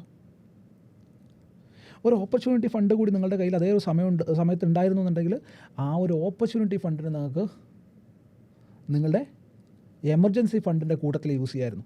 ആൻഡ് ഇനി നേരത്തെ പറഞ്ഞതുപോലെ നമ്മൾ വേഴ്സ്റ്റ് ആയിട്ടുള്ള കാര്യങ്ങൾ ചിന്തിക്കാണ്ട് ഒരു പോസിറ്റീവായിട്ട് ചിന്തിക്കുകയാണെന്നുണ്ടെങ്കിൽ നമ്മുടെ എമർജൻസി ഫണ്ട് അവിടെ കിടക്കുന്നുണ്ട്, നമ്മുടെ ഇൻവെസ്റ്റ്മെൻറ്റും അവിടെ കിടക്കുന്നുണ്ട്. ആൻഡ് നമുക്ക് നല്ലൊരു ഓപ്പർച്യൂണിറ്റി കിട്ടുകയാണ്. നമ്മളുടെ കയ്യിലുള്ള കംപ്ലീറ്റ് കാശിനെ നമ്മൾ ഇൻവെസ്റ്റിലേക്ക് കൊണ്ടുപോയിട്ടുണ്ടെന്നുണ്ടെങ്കിലാണ് ഈ ഒരു ഓപ്പർച്യൂണിറ്റി ഫണ്ടിനെ മാറ്റി വെച്ചിട്ടില്ല എന്നുണ്ടെങ്കിൽ ഒരു പ്രോബ്ലമാണ് ഞാൻ പറയുന്നത്. നമുക്ക് ഒരു ഓപ്പർച്യൂണിറ്റി വരുമ്പോൾ, ഈ ഓപ്പർച്യൂണിറ്റി വരുമ്പം എന്ന് പറയുമ്പം എനിക്ക് ആ ഒരു പോയിന്റിലേക്ക് തന്നെ തിരിച്ചു പോകേണ്ടതുണ്ട്. ഇത് വാറൻ ബഫറ്റിൻ്റെ കേസിലേക്ക് തന്നെ ഞാൻ തിരിച്ചു പോവുകയാണ്. വാറൻ ബഫറ്റ് ബ്രോക്ഷർ അത്താവയുടെ 2013 മീറ്റിങ്ങിലാണെന്ന് തോന്നുന്നു ഒരാളൊരു ക്വസ്റ്റ്യൻ ചോദിക്കുന്നുണ്ട്. അവരുടെ ആനുവൽ മീറ്റിലാണ്, ഇൻവെസ്റ്റേഴ്സ് ആനുവൽ മീറ്റിലാണ് ഈ ഒരു ക്വസ്റ്റ്യൻ ചോദിക്കുന്നത്. അന്നാണ് മറ്റേ ആ ഒരു ഫേമസ് ആയിട്ടുള്ള കോട്ടൊക്കെ ഉണ്ടാവുന്നത്. എല്ലാവരും ഗ്രീഡി ആയിരിക്കുന്ന സമയത്ത് ഞാൻ പേടിക്കും, എല്ലാവരും പേടിക്കുന്ന സമയത്ത് ഞാൻ ഗ്രീഡി ആവും എന്നൊക്കെ പറഞ്ഞിട്ടുള്ളൊരു കോട്ടൊക്കെ ഉണ്ടായിട്ടുണ്ടല്ലോ. അത് ഡീറ്റെയിൽ ആയിട്ട് ഡിസ്കസ് ചെയ്യുന്ന ഈ ഒരു പത്രസമ്മേളനത്തിലാണെന്ന് എനിക്ക് തോന്നുന്നു കേട്ടോ. സോ അതിനകത്ത് അദ്ദേഹം പറയുന്നൊരു കാര്യമുണ്ട്, എൻ്റെ കമ്പനി എപ്പോഴും ഹ്യൂജ് എമൗണ്ട് ക്യാഷ് റിസർവിലുണ്ടായിരിക്കും. എനിക്ക് ലോകം അവസാനിക്കാൻ പോകുന്ന ഒരു പോയിന്റിൽ പോലും എനിക്ക് ഓപ്പർച്യൂണിറ്റി കിട്ടിക്കഴിഞ്ഞാൽ, അല്ലെങ്കിൽ വേഴ്സ്റ്റ് ആയിട്ടുള്ള കാര്യങ്ങൾ എന്തെങ്കിലും സംഭവിച്ചിട്ട് എനിക്ക് ഓപ്പർച്യൂണിറ്റി കിട്ടിക്കഴിഞ്ഞാൽ അവിടെ ബൈ ചെയ്യാനായിട്ടുള്ള കാശ് എൻ്റെ കയ്യിൽ എപ്പോഴും ഉണ്ടായിരിക്കും എന്നുള്ളൊരു കോട്ട് അദ്ദേഹം ഫേമസ് ആയിട്ടുള്ളൊരു ഡയലോഗ് അദ്ദേഹം പറയുന്നുണ്ട്. ആൻഡ് അത് കഴിഞ്ഞ് കുറച്ച് കാലങ്ങൾക്ക് ശേഷം തന്നെ അദ്ദേഹത്തിന് ഓപ്പർച്യൂണിറ്റിയും കാര്യങ്ങളൊക്കെ കിട്ടി എന്നുള്ള റിയാലിറ്റിയാണ്. 100 കൊല്ലത്തിൻ്റെ അപ്പുറത്ത് ഇങ്ങനൊരു വേഴ്സ്റ്റ് കേസ് സിനാരിയോ വന്നാലും അവിടെ പർച്ചേസ് ചെയ്യാൻ, അതാണ് എക്സാക്ട്ലി അദ്ദേഹം പറഞ്ഞിട്ടുള്ളത്. 100 കൊല്ലത്തിനപ്പുറം വേഴ്സ്റ്റ് കേസ് സിനാരിയോ വന്നാൽ അവിടെ പർച്ചേസ് ചെയ്യാനുള്ള ഫണ്ട് എൻ്റെ കയ്യിൽ റിസർവ് ആയിട്ട് ഉണ്ടായിരിക്കും എന്നുള്ളതാണ് അദ്ദേഹം പറഞ്ഞിട്ടുള്ള കാര്യം. അദ്ദേഹം ഈ കഴിഞ്ഞിടയ്ക്ക് വേറെ ഡയലോഗ് കൂടി പറഞ്ഞു. അദ്ദേഹത്തിൻ്റെ 60-70% എങ്ങാണ്ട് ഫണ്ട് ഐഡിയലായിട്ട് ഇരിക്കുകയാണ്, കംപ്ലീറ്റ് ഇതും എടുത്തിരിക്കുകയാണെന്നുള്ളതൊക്കെ. അതൊക്കെ മാർക്കറ്റിൻ്റെ സ്ട്രക്ചറും കാര്യങ്ങളൊക്കെ വെച്ചിട്ടുള്ളതാണ്. സോ നമ്മൾ അങ്ങോട്ടല്ല പോകുന്നത്. സോ വാട്ട് ഇഫ് നമ്മളുടെ കയ്യിലൊരു ഓപ്പർച്യൂണിറ്റി ഫണ്ട് ഉണ്ടെന്നുണ്ടെങ്കിൽ ഇങ്ങനെയുള്ള ഓപ്പർച്യൂണിറ്റീസൊക്കെ നമുക്ക് പിക്ക് ചെയ്യാൻ പറ്റുന്നതാണ്. സോ നമ്മളുടെ കയ്യിൽ എപ്പോഴും എന്തുണ്ടാവേണ്ടതുണ്ട്, ഒരു എമർജൻസി ഫണ്ട് ഉണ്ടാവേണ്ടതുണ്ട്, പ്ലസ് ഒരു ഓപ്പർച്യൂണിറ്റി ഫണ്ട് ഉണ്ടാവേണ്ടതുണ്ട്, പ്ലസ് നമ്മളുടെ കയ്യിൽ ഇൻവെസ്റ്റ്മെൻറ്റ് ഉണ്ടാവേണ്ടതുണ്ട്. ഇതൊക്കെ ഉണ്ടാവണം എന്നുണ്ടെങ്കിൽ നമ്മൾ എന്ത് ചെയ്യേണ്ടതുണ്ട്, ആദ്യം രണ്ടാമത് പറഞ്ഞ പോയിന്റിലേക്ക് തന്നെ ഞാൻ പോവാണ്. നമ്മൾ എന്താണോ ചെയ്യുന്നത് അവിടെ നമ്മൾ ടൈം സ്പെൻഡ് ചെയ്യേണ്ടതുണ്ട്. നമ്മളെ ഇമ്പ്രൂവ് ചെയ്യാനായിട്ട് ടൈം സ്പെൻഡ് ചെയ്യേണ്ടതുണ്ട്. വിജയം ഒരിക്കലും ഒരു ദിവസം കൊണ്ട് നമുക്ക് എത്തിപ്പെടാൻ പറ്റുന്നൊരു കാര്യമല്ല. ആൻഡ് നിങ്ങൾ ഈ കാണുന്ന വീഡിയോസിൽ നിന്നെല്ലാം നിങ്ങൾ വാല്യൂ എടുക്കേണ്ടതുണ്ട്. നമുക്ക് എല്ലാവർക്കും അറിയാവുന്നതാണ്, ഇപ്പോൾ യൂട്യൂബ് തുറന്നു പോയി കഴിഞ്ഞാൽ മോട്ടിവേഷൻ സ്പീക്കേഴ്സിൻ്റെ ഒരു 5 കളിയാണ്. എന്തായിരിക്കും നിങ്ങൾ ചെയ്യാൻ പോകുന്നത്? ഒരു മോട്ടിവേഷൻ സ്പീക്കറുടെ വീഡിയോ കണ്ടു, ആഹാ അടിപൊളി, ഇയാൾ സൂപ്പറായിട്ട് ആ കാര്യങ്ങൾ പറയണല്ലേ, കുറച്ച് ചിരിപ്പിക്കാൻ പറ്റുന്ന ഒരാളൊക്കെ ആണെന്നുണ്ടെങ്കിൽ അയാളുടെ കൂടെ നിന്ന് ചിരിച്ചു, അങ്ങനെ അത് കഴിഞ്ഞു, സ്വൈപ്പ്. അടുത്ത മോട്ടിവേഷൻ സ്പീക്കർ, ആഹാ ഇയാൾ മറ്റേനേക്കാളും സൂപ്പറാണല്ലോ, ചിരിച്ചു, സ്വൈപ്പ്. ഇതിനകത്ത് നിന്ന് എന്തെങ്കിലും വാല്യൂ നമ്മൾ എടുക്കുന്നുണ്ടോ? നമ്മൾ ഈ കാണുന്ന വീഡിയോസിൽ നമ്മൾ ഇപ്പം ഞാനീ പറഞ്ഞുകൊണ്ടിരിക്കുന്ന ഈ കഥകൾ എന്നാണെന്നുണ്ടെങ്കിൽ നിങ്ങൾക്ക് വാല്യൂ ആഡ് ചെയ്യാൻ പറ്റുന്ന ഒരുപാട് വാല്യൂസ് നിങ്ങൾക്ക് കിട്ടിയിട്ടുണ്ടാവും.